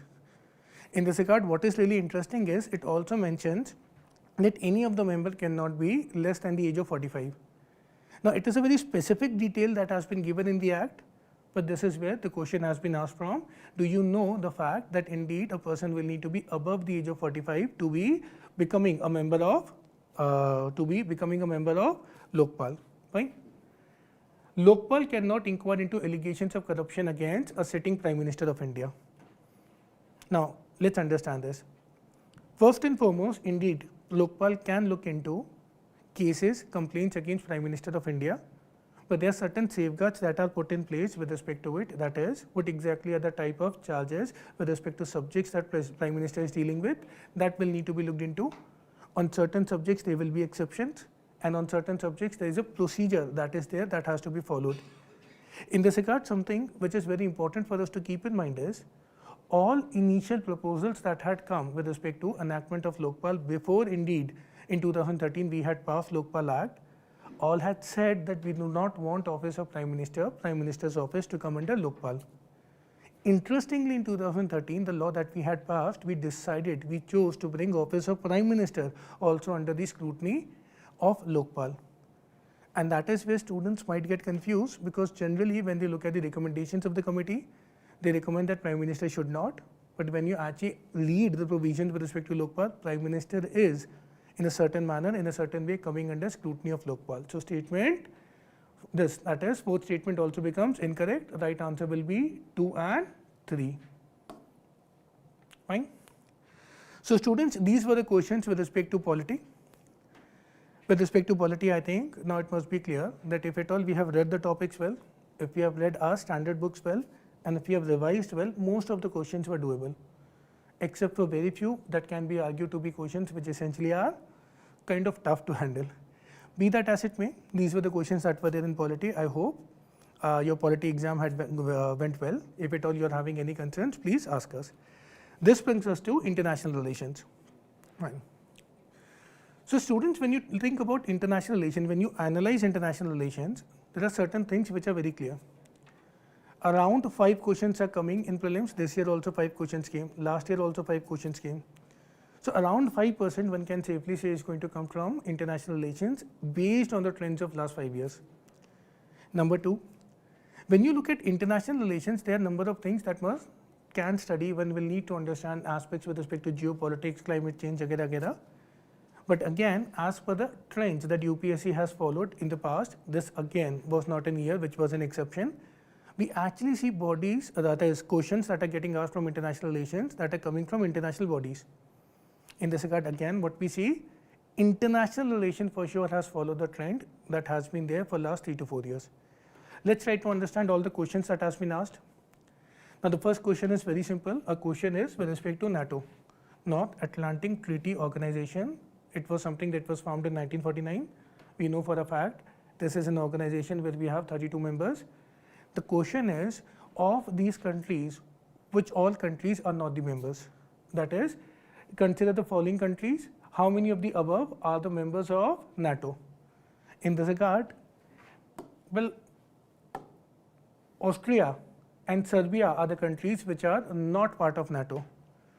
I know it is a bit overwhelming to presume that you actually will need to remember all the 32 countries. But if at all you are just following normal current affairs, you are reading newspaper, you will see this has been getting discussed in different ways that Australia is not a part of NATO, Serbia is not a part of NATO. In this regard, I think the whole idea of UPSC is, are you in touch with current affairs of IR? But again, one cannot really categorize it to be a very tough question. It of course will need to be taken as an easy question. Then we have what? A question that had come on India is one of the founding members of International North-South Transport Corridor. India is one of the founding members of International North-South Transport Corridor, INSTC, a multimodal, that is a multimodal transportation corridor which will connect. The question is, do you know about this or not? To put it very simply, that is all the question is about.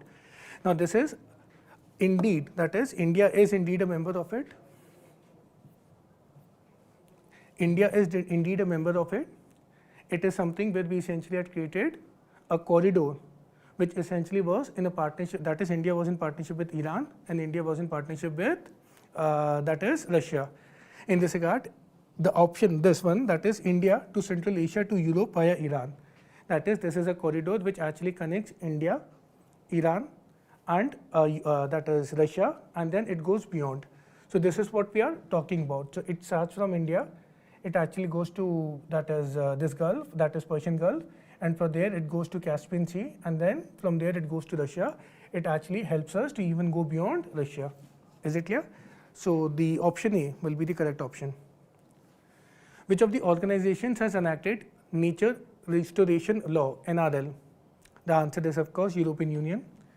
Again, a very basic current affairs question. Basically, European Union had decided that we need to now take medium term, long term measures by which we are able to restore our ecosystems.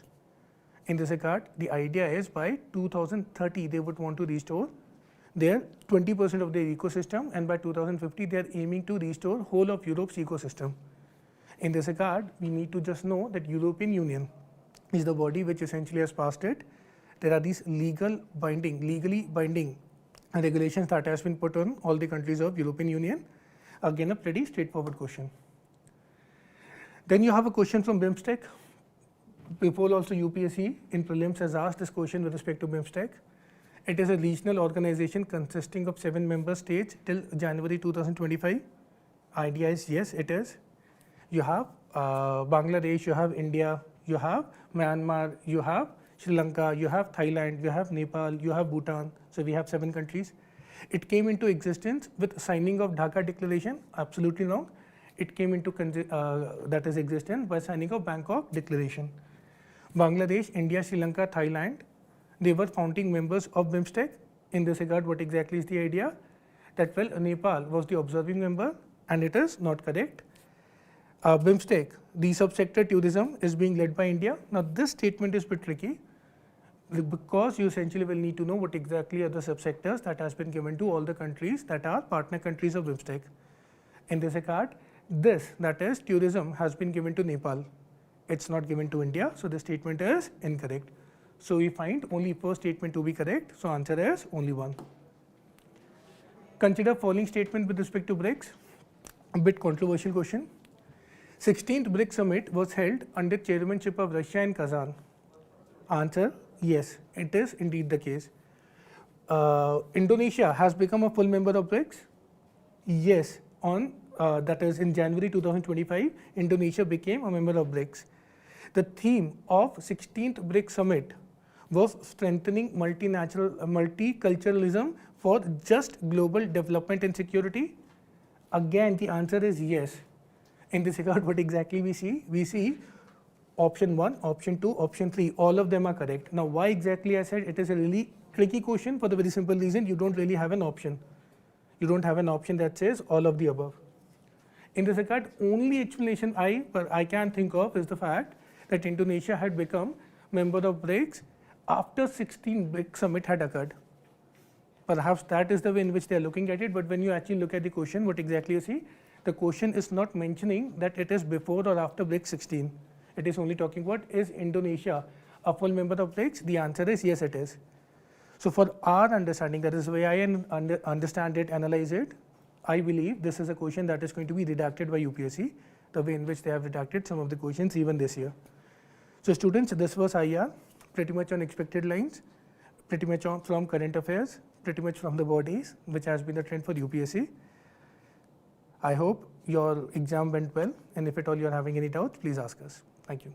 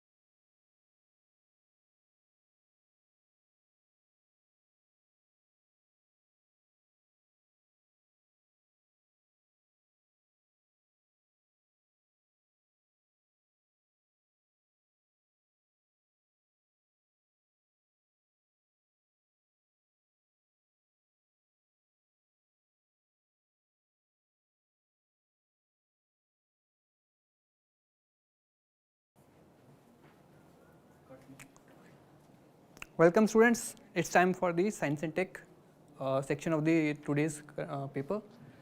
Let's start. So the one thing that is clear from this year's science and tech paper is that current is the king and PYQ is the king. Based on these two things, you can easily solve the science and tech questions very well. Let us first discuss the first question, that is the 41st question of the set A. So the question is about the consider the following types of vehicles: full battery electric vehicles. Next is the hydrogen fuel cell vehicles and fuel cell electric hybrid vehicles. How many of the above are considered as the alternative power terrain vehicles? Alternative power terrain vehicles. See, there are the normal engine that is used in our cars is the internal combustion engine, that is usually called as the power terrain vehicles, where the engine generates the energy using the fuel and transfer that energy to the shaft, and then the vehicle wheels of the vehicle turn. Alternative means anything other than the internal combustion engine. Okay? So in that case, a full battery electric vehicle can be used, hydrogen fuel cell vehicles can be used, and fuel cell electric hybrid vehicles can be used. There is no internal combustion engine in any of these engines, any of these vehicles. Hence, in that case, the answer comes out to be all the three. Okay? This is a PYQ type question. You can easily identify as full battery electric vehicles as previously been asked, hydrogen fuel cell has previously been asked. So if you know the basic about the hydrogen fuel cell, you can easily solve this question. Next.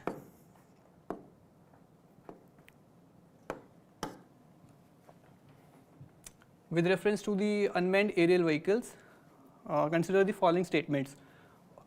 Unmanned aerial vehicles are nothing but the drones.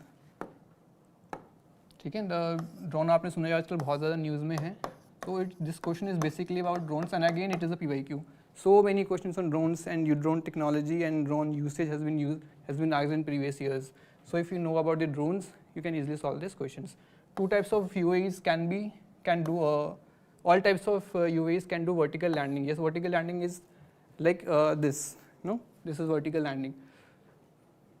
How all types of UAVs can do automated hovering. Hovering means to fly in the air like this, to be stable in the air like this. This is called hovering. All types of UAVs can do this. Yes, this can be done, but a lot of vehicles a lot of UAVs cannot do this. Then all types of UAVs can use battery only. No, it is not so. Some use other technologies also, like there is Solar X drone that uses the solar power. In such a case also, all types of UAVs can do vertical landing. No, there are also some UAVs like Rustam that is being developed by the DRDO that uses a runway to take off. It's like this. Vertical is like this. Okay? So in such a case, the answer comes out to be none.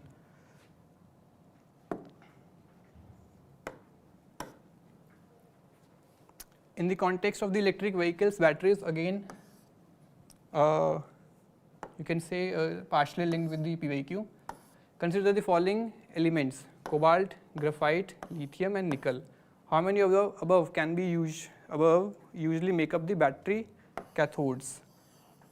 Okay? Battery technology has been multiple times been asked by the UPSC, like the lithium batteries earlier. Now they have again. This time they have gone a little deeper and asking the anode and cathode part also. So cathode is basically the positive part of the battery. You know that there is a battery, there are two terminals, one is the positive and one is the negative. So this is the positive terminal, it is asking about the positive terminal. Cobalt is a metal, graphite we will come to it later, lithium is also a metal, and nickel is also metal. Metal oxides can be used as the cathode. Graphite being a non-metal can be used as a cathode. Okay? So graphite is a a non-metal, it's a allotrope of carbon. So hence it can be used as anode. So the since this is correct, and this is correct, the answer comes out to be only 3. Now let us move to the next question. Consider the following cigarette butts, eyeglasses lens, and car tires. How many of them contain plastic? A very basic question. Cigarette butts yes, they contain the cigarette के पीछे जो last में कुछ लगा होता है filter type, that is a cigarette butt. It contains plastic called cellulose acetate. Next is eyeglass lens. Yes, of course, we have the plastic lenses also. Even I use plastic lenses for my, for UV cut glasses. Then comes the car tire. Yes, of course, these tubeless tires are very popular these days. Earlier, the tires were of only rubber that get punctured very easily. But these tubeless tires, they have some amount of plastic which give them more stiffness. That is why even after puncture, the tubeless tire keeps running. So yes, the answer comes out to be on this basis. All of the three contain plastic.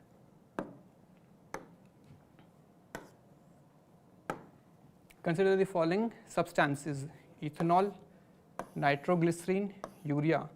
Coal gasification technology. Again, a PYQ previously has been asked, and now they have again asked this. Can be used in the production of how many of them? Now you know that coal gasification technology is used to produce carbon monoxide, carbon dioxide, and hydrogen. And for production, can be used in the production of how many of them? Like substance. So this is the coal gasification technology which leads to consider the following statement: substances coal can be used for the production of how many of them? So the answer is 2 only. Ethanol can be used, urea can be produced, ethanol can be produced. Even last year or 2019, government established a urea plant which was based on the coal gasification technology. Hence, ethanol and urea can be produced. Nitroglycerin, which is an explosive, cannot be produced. It can be produced using concentrated nitric acid and concentrated sulfuric acid. So the coal gasification technology cannot be used in production of any of this component. So hence it can't be produced. The answer comes out to be only 2.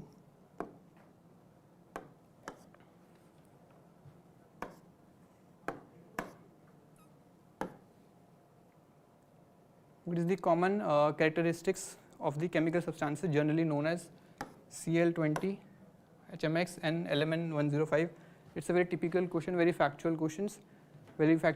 So the answer to this is these are the explosives in the military weapons.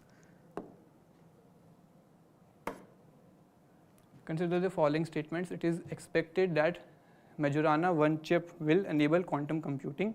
Majorana 1 chip has been introduced by Amazon Web Services. Deep learning is a subset of the machine learning. So this question is very, very easy since it was very much in news in February 2025. So you can very much identify that if you have read the current affairs of February, it was not launched by the Amazon Web Services but by Microsoft. So even by this only option, if you go with the options part, Amazon Web Services, if you eliminate this option when 2 is eliminated, so 2 is here, 2 is here, and 2 is here, your answer comes out to be 1 and 3. It's a very easy question.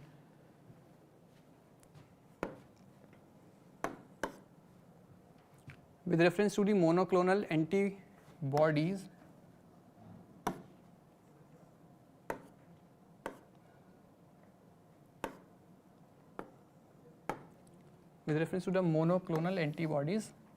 often mentioned in news, consider the following statement. They are man-made proteins. They stimulate immunological function due to their ability to bind with the specific antigens, and they are used in the treating of viral infections. Which of the following statement given above are correct? Now, what are monoclonal antibodies? Antibodies, everybody know, when our body is infected with some some pathogen, our body produce antibodies. So monoclonal antibodies, this technology was very much in use during the COVID time. Some of you might be knowing that during the COVID time, this was used to produce the antibodies related to the coronavirus. So that is why this technology was very much in use at that time. UPSC has now asked about this. तो monoclonal मतलब clone करना किसी चीज़ का. तो clone आप कहाँ करते हैं? Mostly in laboratories and all. Then in that case you can say that it is a man-made protein. Laboratory में आप इसको produce कर सकते हो. They stimulate immunological function. Immunological मतलब whenever your body get infected, your immune system produce the antibodies. तो immunological response function is nothing but the production of antibodies. Yes, clone अगर आएगा कोई पैथोजन तो प्रोड्यूस होगा. They are used in treating viral infections. Of course it was very much in use during the coronavirus, like that of Nipah virus. So hence the answer is D, 1, 2 and 3. Next comes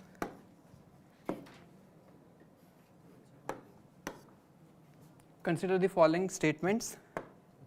No virus can survive in ocean. Yes, no virus, this is very particular, can survive in ocean.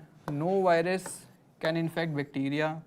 No virus can change the cellular transcriptional activity in the host. Now if you see the statements, framing of the statement, there is very hard statements like no, no, and here also no.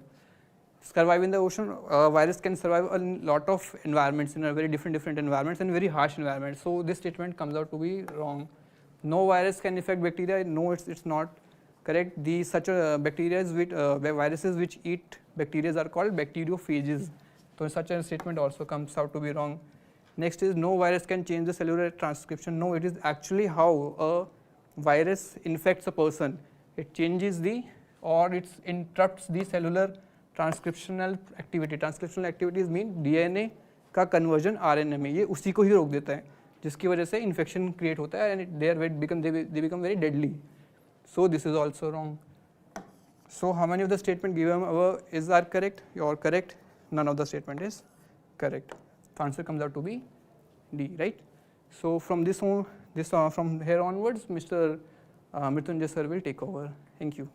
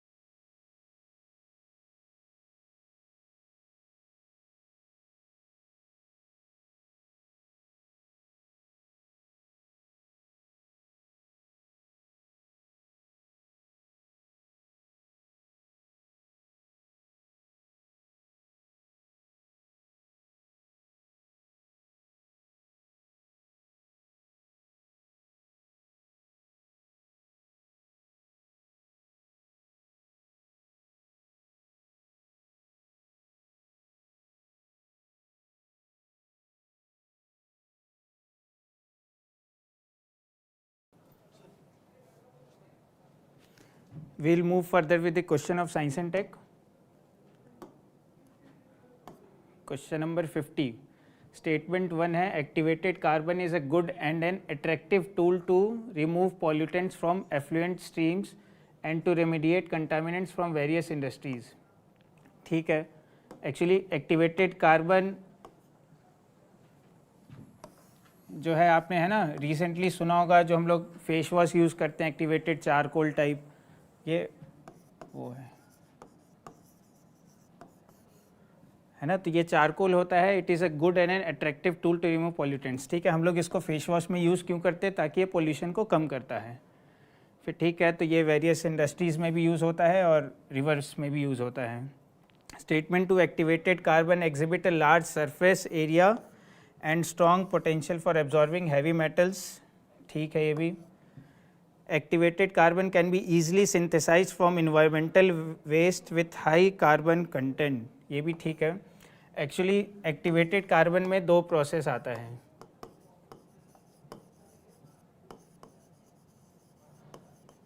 है ना। पहला होता है carbonization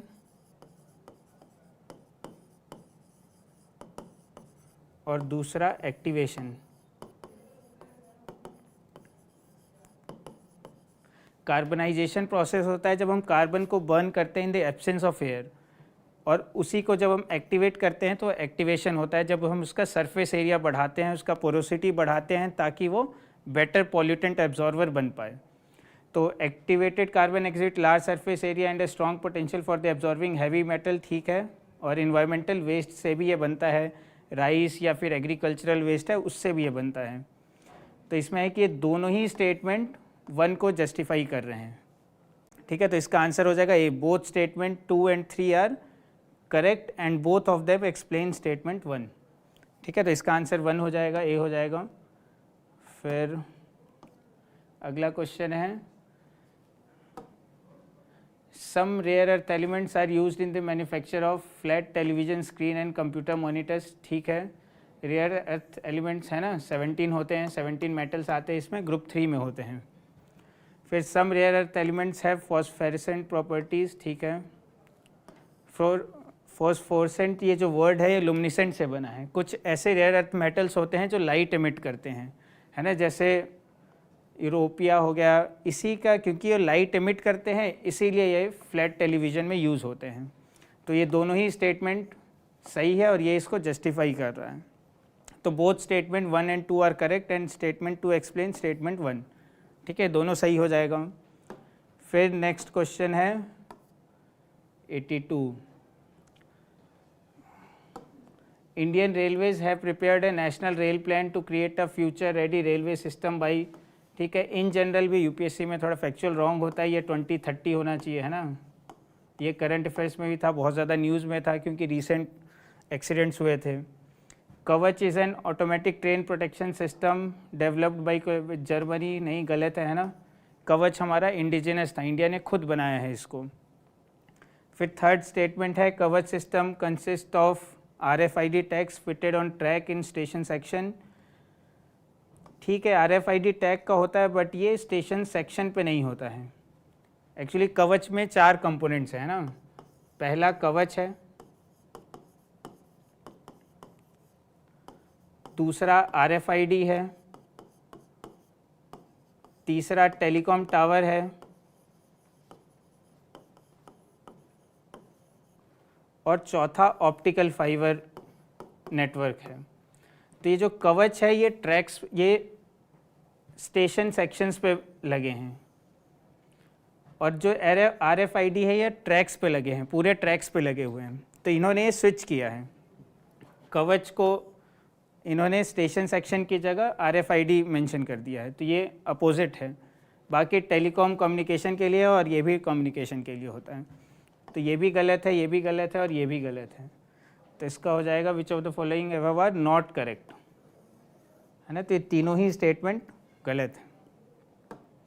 फिर अब next question पे चलते हैं 83, consider the following space mission. Axiom 4, how many of the spacemen gave them encourage and support microgravity.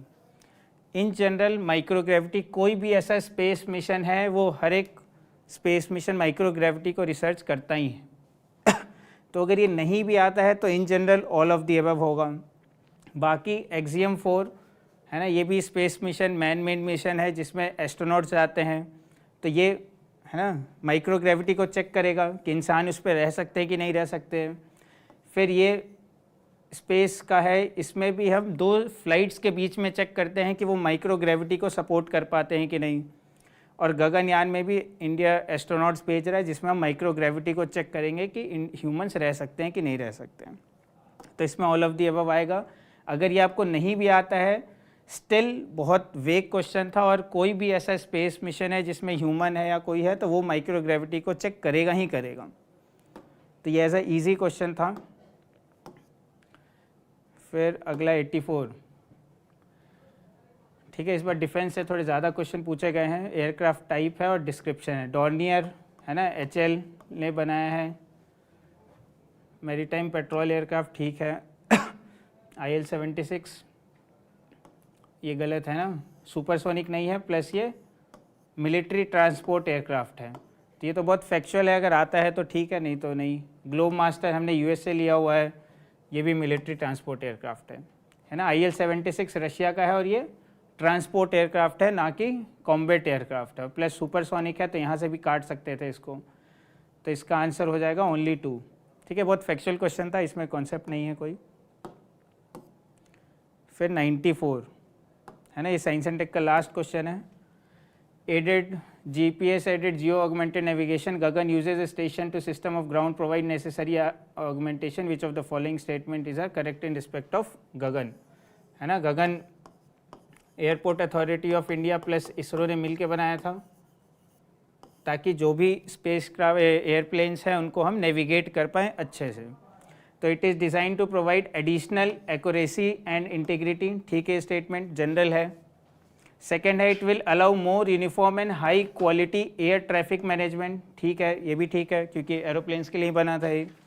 It will provide benefit only in aviation but not in other modes of transport, गलत है, बना specifically support करने के लिए है airplanes को, but still ये हम फिशर्समैन के लिए भी यूज़ करते हैं, है ना, इन जनरल रोड ट्रांसपोर्ट के लिए भी यूज़ करते हैं। और तो इसलिए ये थर्ड गलत हो जाएगा, 1 और 2 सही है ना। तो ये हो गया आपका ख़त्म।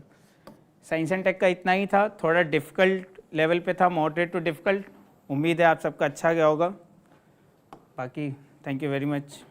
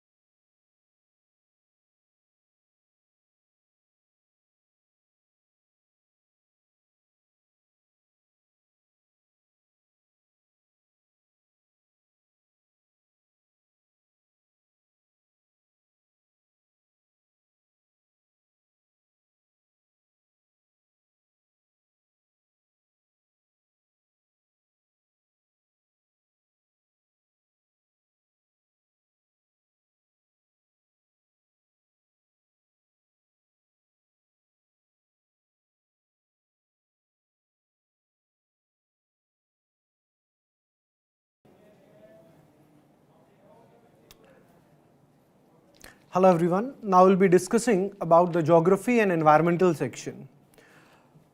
If we go with the questions here over the screen, the first question is there. Consider the following countries. The question is from the world mapping, a very general question. Bolivia, Brazil, Colombia, Ecuador, Paraguay and Venezuela. Andes mountain pass through how many of the above countries? It means these Andes fold mountains in South America pass among which among the following given countries? If you particularly talk about Paraguay, it is on the eastern side, relatively landlocked one. Brazil, again it doesn't pass through there. So we have the correct options in this as Bolivia, Colombia, Ecuador and Venezuela. So the statement is only 4. Is this clear? Then if we move to another question here, again the question is from the world mapping. Consider the following water bodies. In this you have one, Lake Tanganyika, Lake Tonle Sap and Patos Lagoon. Through how many of them the equator passes? Now, if we particularly talk about this Lake Tonle Sap, it is in Colombia, Southeast Asia, and it is the largest freshwater lake there. Freshwater lake. So it means equator doesn't pass through here, if you talk about more or less here. After that you have another part, you have Potos Lagoon. This Potos Lagoon is around your Brazil, around this coastal area. A small lake attached with the sea there. So again equator does not pass there. Then there is this lake Tanganyika. It is in Africa. It is close to equator, but equator doesn't pass through here. If we talk about, it is a Rift Valley lake. It is one of the Rift Valley lake, and it is the second deepest lake of the world. Deepest lake of the world is Baikal, and this lake in Rift Valley is the second deepest by the measurement. Is this clear? So here none of the following passes through the equator. So again two questions from the world mapping and very basic questions. After that we have, which among the following are the evidences of the phenomena of continental drift theory? First statement is given, the belt of ancient rocks from Brazil coast matches with those from the Western Africa. If you talk about in Brazilian coast like Belém-Sao, and here Gulf of Guinea. Or even if you talk about the plateaus, we have Borborema Plateau there, Futa Jalan Plateau, especially Western Africa we have Futa Jalan Plateau. And if you talk about in Brazil part, we have Borborema Plateau. So in continental drift theory, yes, these two opposite coastlines show the similarity. The first question is correct. Then the gold deposits, which we also referred as placer deposits. It is one of the evidence also. Of Ghana, Ghana is the coast there in Western Africa around Gulf of Guinea, are derived from the Brazilian plateau. Again in Borborema Plateau, the place is called as Belém-Sao. When the two continents lay side by side, it is also correct. Third is the Gondwana system of sediment form. India is known to have its counterpart in the 6 different land masses of southern hemisphere. Now, Gondwana part, we have there Africa, Australia, Antarctica, India, Madagascar,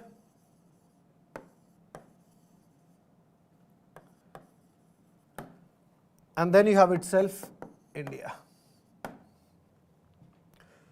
So yes, this statement is also correct. So you have all the statements here correct. Especially जब हम Madagascar के fossils की बात करते हैं, lemurs and other parts you have mesosaurs, litrosaurs. So there were fossil evidence of this Glostopterus fern and as well as the animal fossils there. Again, a very basic question directly asked from continental drift.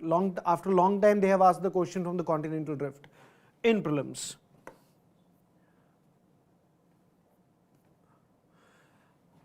Then you have another question here, again from climatology, specifically from the atmosphere part.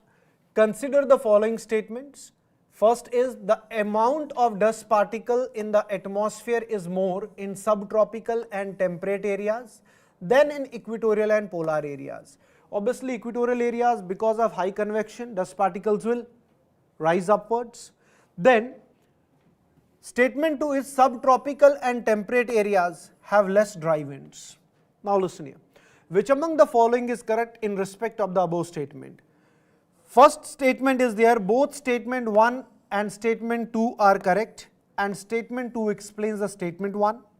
Second is both statement 1 and statement 2 are correct, but statement 2 does not explain the statement 1. Then you have statement 1 is correct, but statement 2 is not correct. Now let me explain this part. Statement 1 is correct. Yes. Now it is saying statement 2 is not correct. It is because when we particularly talk about the statement 2, let me just go with the statement. Yeah. Subtropical and temperate area has less dry winds. Now listen here. Subtropical winds, or if I say subtropical high pressure belt, even if we talk about Hadley cell, air rises from equator and begin to descend here. So here you have low pressure, in this part you have high pressure. So obviously due to the subsidence of air, there is dynamic subsidence because of which air is dry. Now from this part the wind will be here trade wind, and this way it will be westerlies. Now trade wind generally when they move, they become dry and thus create the deserts in the western margin of the continents. Again, when we talk about westerlies, depends upon the location. They can be dry, they can be moist. Especially if you talk about south west of United States of America. When westerlies blow from Pacific, they carry the moisture and drain the western coast. Similarly, northwest of the Europe, westerlies from the Atlantic pick the moisture and drain that part. However, the same westerlies then blow through the mid of the continent of North America, especially in United States or Central Europe or along the Central Asian regions. It does not create much rainfall. So statement 1 is correct, but the statement 2 is not completely correct, it is partially true. Hope it is clear. Then we have another question here. Consider the following statements. Statement 1.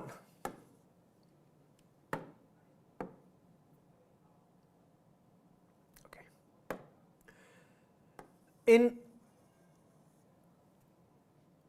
hemisphere, January, I think it is missing here. Let me check the question.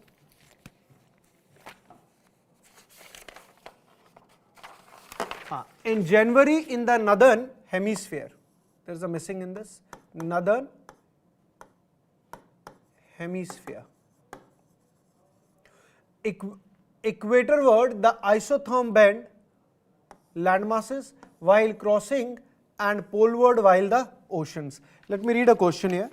The question is, statement 1, in January in the northern hemisphere, the isotherms bend equatorward while crossing the landmasses and poleward while crossing the oceans. Statement 2 is, in January, the air above the ocean is warmer than the air above the landmass in the northern hemisphere. It means, if we simply draw here isotherms, let me just draw simply equator. The question is, in January in the northern hemisphere isotherm bend equatorward while crossing the landmass. It means while moving from ocean to continent, or let me mark it ocean again. And when we talk about January in northern hemisphere, it means winters, and southern hemisphere it will be summers there.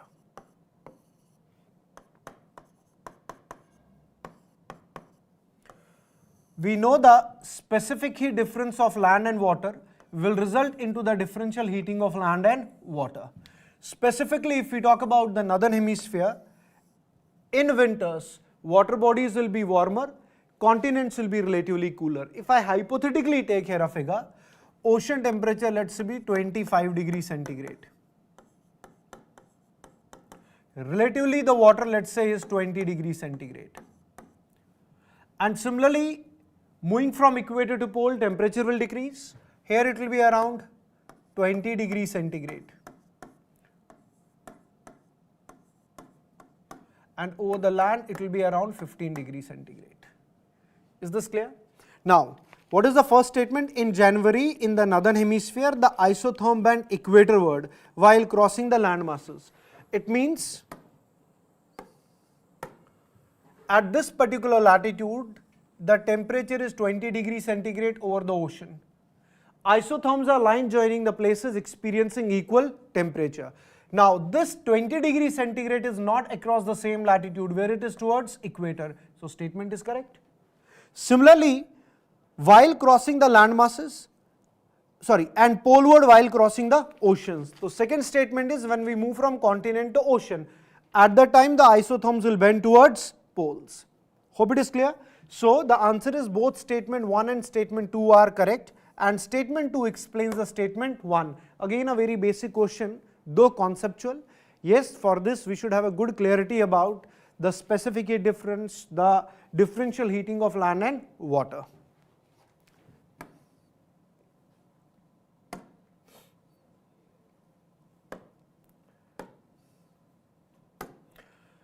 Now, another question, consider the following statements. Statement 1, in context of effect of water on rocks, chalk is known as very permeable rock, whereas clay is known as quite an impermeable or least permeable rock. Now remember, when you talk about permeable or when we talk about porosity and permeability,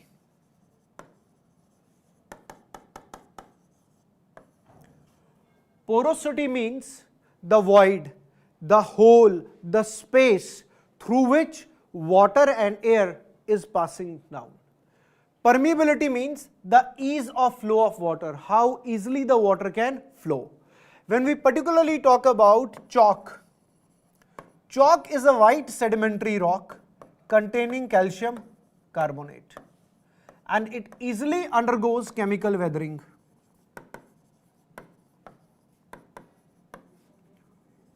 Carbonation, and this carbonation results into the solution. So it means the statement chalk is known as very permeable rock, where that is correct. Second statement, if I say here, clay is known as quite impermeable. If you talk about clay, it has the finest size in terms of sediments. Clay has pores, so clay is porous, but very less or has the least permeability. That's why in clay there is water logging. Ab chalte hain statement pe. If I directly go to one of the statement which is given here, only one of the statement 2 and 3 is correct. Sorry, I missed out the third statement. Clay is not at all porous. No, clay is porous, but the porosity is very less, so permeability is very less. So only one of the statement 2 and 3 is correct, and that explains the statement 1. Hope it is clear. Okay.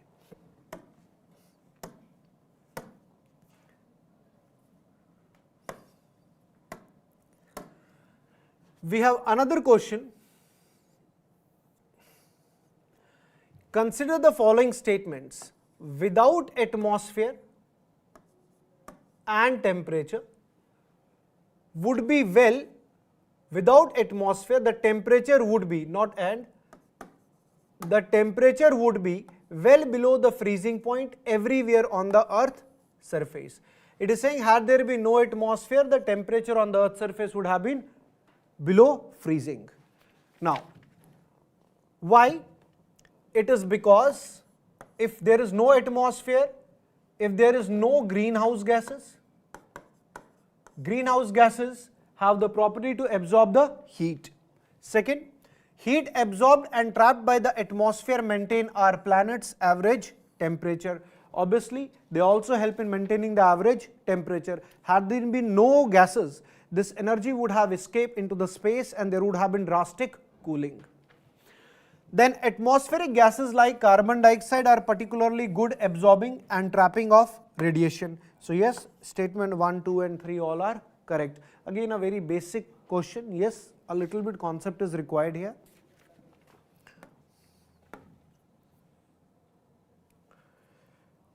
Okay. Let's talk about this question. Consider the following statement. Statement 1. Of the two major ethanol producers in the world, that is Brazil and United States of America, the former produces more ethanol than the latter. Statement 2. Unlike in the United States of America, where corn is the principal feedstock for the ethanol production. Feedstock means provides the raw material.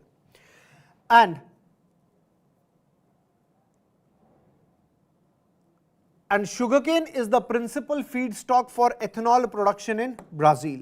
Now, question is, of the two major ethanol producers in the world, Brazil and United States of America, the former produces more ethanol than the latter.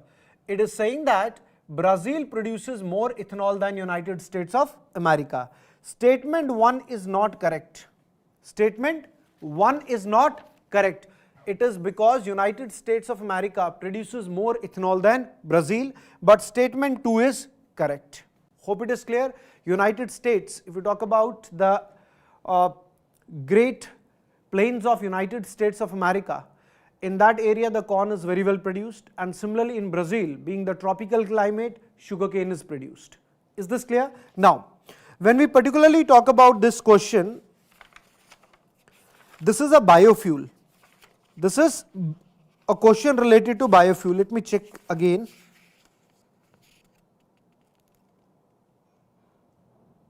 Yes. So, let's come to another part. Consider the following countries: United Kingdom, Denmark, New Zealand, Australia and Brazil. Again, this question is given on the basis of the time zones, a very factual question. Now, just give me 1 minute. Let me check my question here. Okay. How many of the above countries have more than 4 time zones? If you talk about first United Kingdom, 9 time zones. Denmark is approximately having 5. New Zealand main time zones are 3, but including the island part it is 5. Australia again the time zones are 5 and Brazil have 4. So, a little bit if you talk about this New Zealand, इस पे variation हो सकता answer का. Otherwise if you ask me more than 4, so we can include New Zealand and we can exclude. That depends upon whether we are talking about the main time zone or the substituting time zones also there. So let's see क्या UPSC क्या answer देता है. Consider the following statements: another in Siberia and Nome in Alaska. Simply remember 2 keywords, Siberia and Alaska. It is towards Asia, it is towards America. Are few kilometers from each other, but when people are waking up and getting set for breakfast in these cities, it would be different days. First, when it is Monday in Anador, that means in Siberia, it is Tuesday in Nome. ध्यान से सुनना. This is a figure international date line. It means when you cross this date line from west to east, we gain a day. So if there is Tuesday, sorry, no, I'm sorry.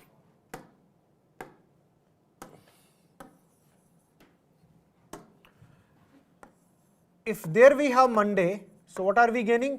A day, additional day. So here you will be having Sunday. Is this clear? समझ आ रहा है? So only which statement is correct? 1. Hope it is clear. First statement is correct, not the second one, because instead of Tuesday, what will be there? Sunday.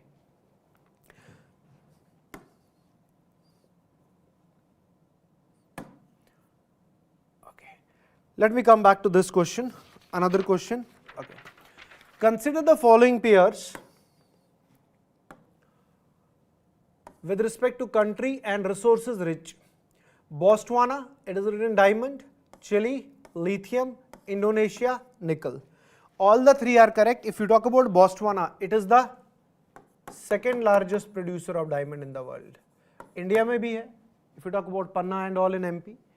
Chile, obviously yes, it is a part of lithium triangle. अभी Jammu and Kashmir and district Riyasi also we get lithium.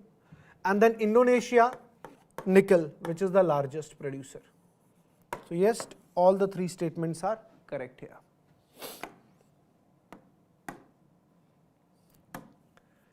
Let's move to another question.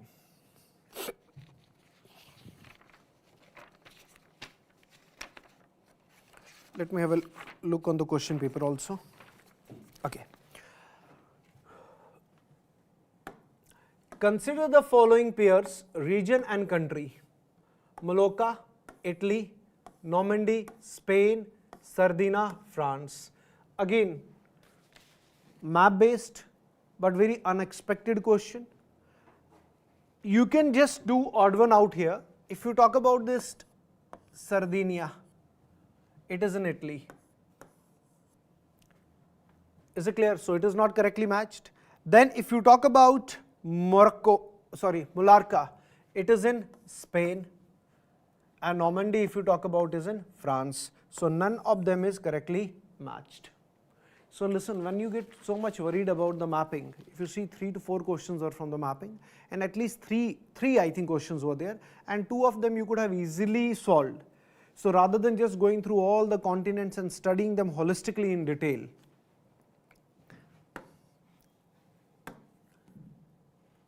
okay.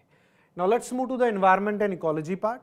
Yes, in environment there has been some questions from the current affairs, specifically if you talk about with respect to convections, like Paris में से question था, COP 28 में था, but there were a lot of questions, I think 2 to 3 questions which were generally from the static part. Let me discuss what static part was there and which questions were from the current affair part.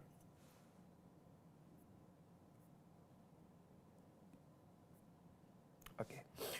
First question if you talk about, consider the following statements. Statement 1, studies indicate that carbon dioxide emission from cement industry account for more than 5% of the global carbon emission. Yes, it is more than 7%. Statement 2, silica bearing clay is mixed with limestone while manufacturing cement. Again, it is correct. Approximately you have 8 to 9% of the emission there. And statement 3rd, let me check it, what is statement 3rd? Just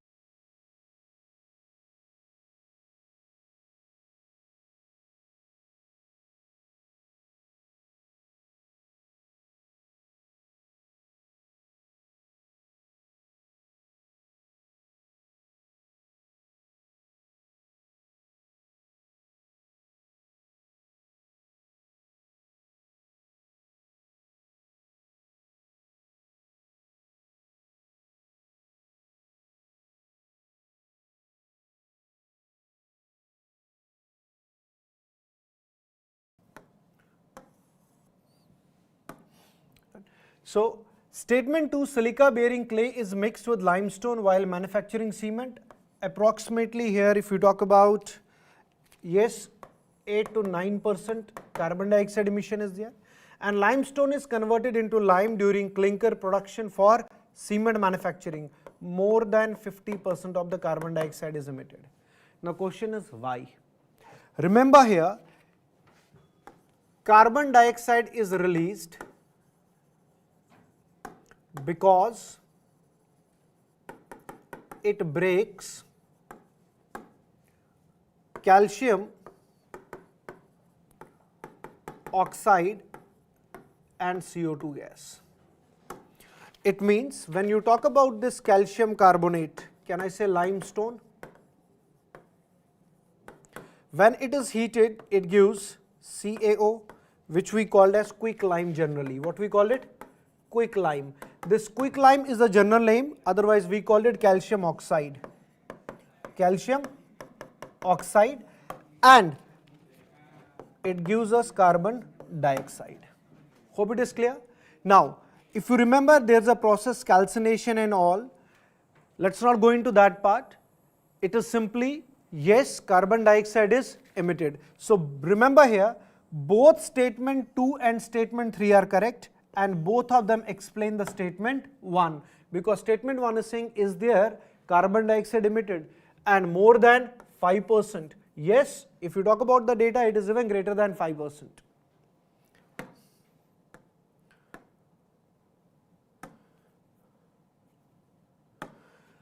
Okay. Consider the following statement. Statement 1, at 28th United Nations Climate Change Conference, COP28, India refrained from signing the Declaration on Climate Change and Health. Statement 2, the COP Declaration on Climate and Health is binding declaration, and if signed, it becomes mandatory to decarbonize health sector. Legally binding and non-binding. Definite signatory and simple signatory. Those who are definite signatory, they are bound to follow it legally. Now, we know that it is not legally bind. So the first statement is correct, only one of the statement 2 and statement 3. Statement 2 and statement 3 is correct, and that explains the statement 1. Third statement kya thi? If India's health sector is decarbonized, the resilience of its health sector system may be compromised. So even with the general understanding, you could have attempted this question. Yes, only one of the statement 2 and 3 is there, correct. This statement and this statement. Is this clear?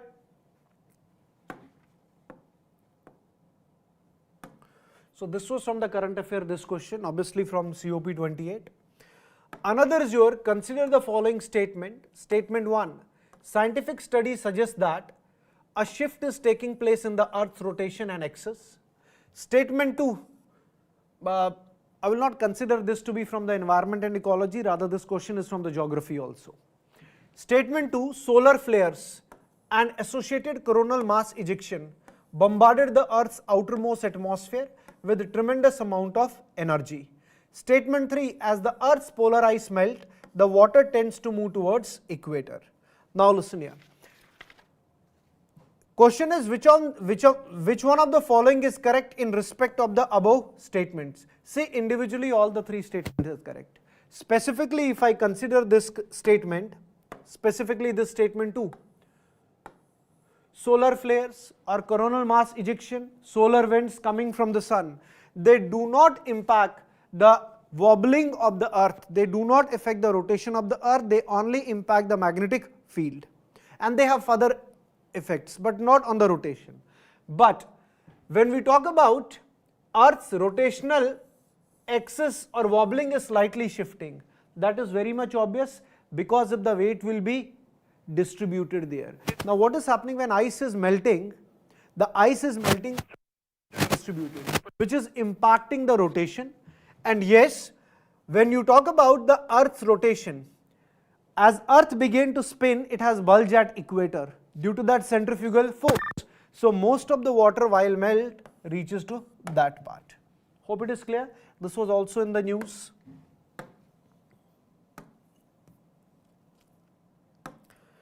Extraction of groundwater and all, अगर आप देखो तो ये news में भी था question. Consider the following statement. Statement 1, Article 6 of the Paris Agreement on Climate Change is frequently discussed in global discussions on sustainable development and climate change. Statement 2, Article 6 of Paris Agreement on Climate Change set out the principle of carbon markets. Statement 3, Article 6 of the Paris Agreement on the Climate Change intend to promote inter-country non-market strategies to reach their climate targets. Which among the following statement is correct in respect of the above? Both statement 2 and 3 are correct, and both of them explains the statement 1. Is this clear? Again, from Paris Agreement in Article 6. Okay. Which among the following launches the Nature Solution Finance Hub for Asia and the Pacific? It was in use the Asian Development Bank. The Nature Solutions Finance Hub is a collaborative initiative launched by the Asian Development Bank and its partners at COP28 in December 2023. Its primarily goal is to mobilize significant investment into nature-based solutions.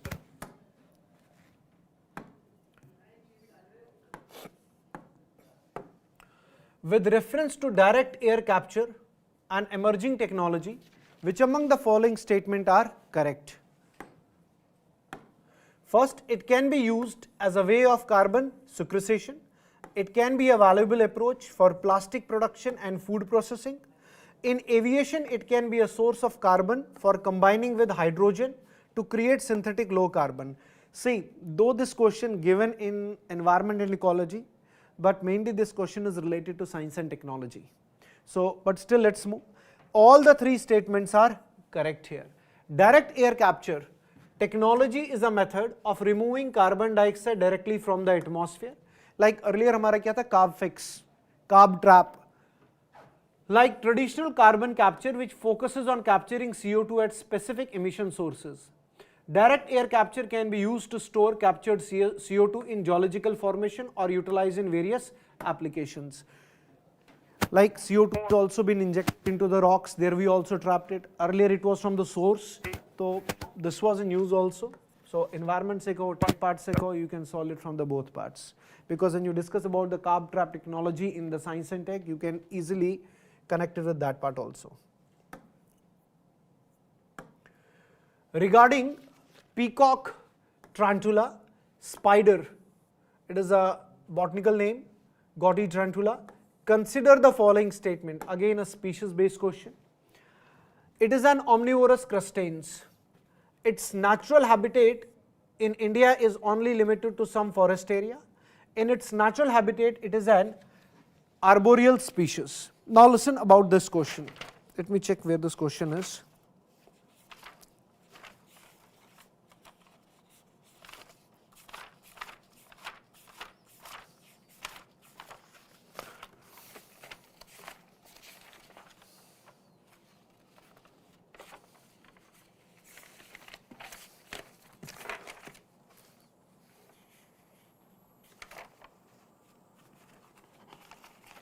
Now listen here.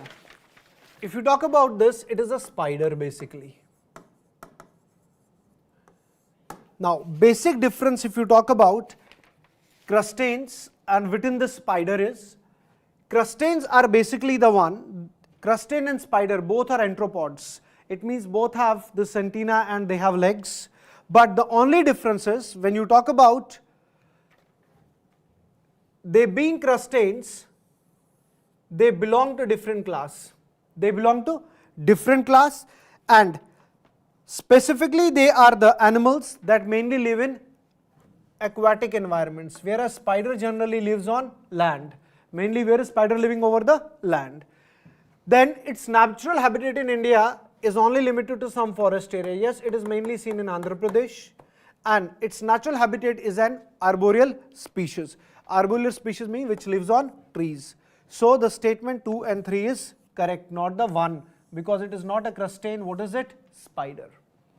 Hope it is clear. If you will go to the plant kingdom and animal kingdom, in animal kingdom if you go with the classification of these animals, there you will easily find these two differences.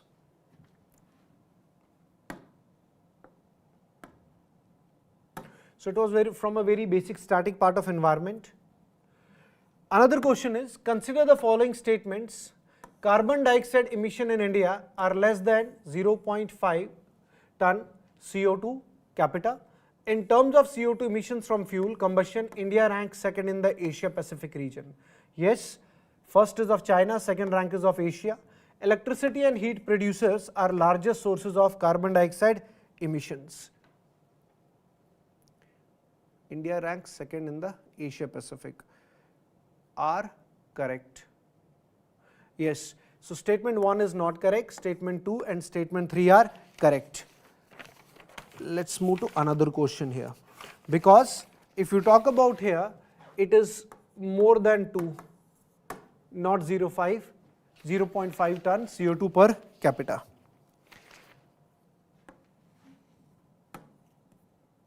After that you have another question. Consider the following pairs, plant and description: cassava, woody shrub, ginger, herb with pseudostem, Malabar spinach, let me see a statement, herbaceous climbers, and mint, annual shrub, papaya, woody shrub. The answer is only 3 if you talk about cassava, ginger and Malabar. Yes, this is true. These two are not, because if you talk about the mint, it is perennial, and papaya is not woody, it is having herbaceous. What do you mean by this herbaceous? Herbaceous are vascular plants that have no persistent woody stem. What are they? They are vascular plants which do not have the woody stem above. Again, it was a very basic question of the environment. Then you have, with reference to the planet Earth, consider the following statement: rainforests produce more oxygen produced by the ocean. No, oceans produce more. Marine phytoplanktons and photosynthetic bacteria produces about 50% of the world oxygen, right? Diatoms and all if you take into consideration. Well oxygenated surface water contains several fold higher oxygen than in atmospheric air. No, in atmospheric oxygen is more rather than the aquatic environment. If you talk about dissolved oxygen in the water is around 8 milligram per liter. So which statement is correct there? Only the second statement is correct there. Is this clear? Because rainforest does not produce more, what happened? Aquatic environment, oceans produce more, algae, is it clear? Diatoms and all are there.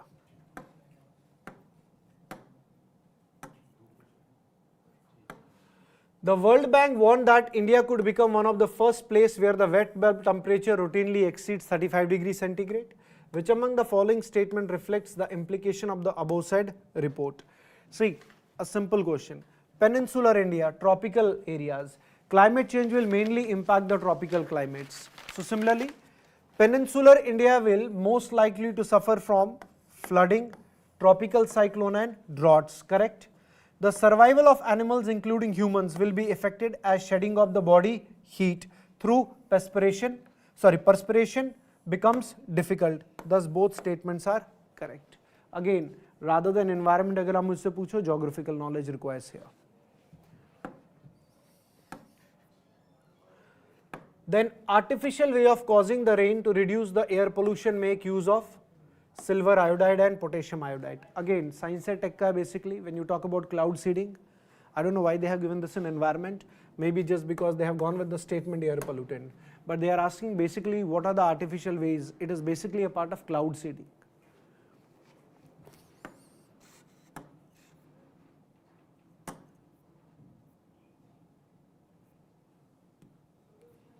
So these were all the questions from the geography and environment. If you talk about the level of difficulty, I will say moderate, but yes, some of the questions were there which requires a detailed analysis.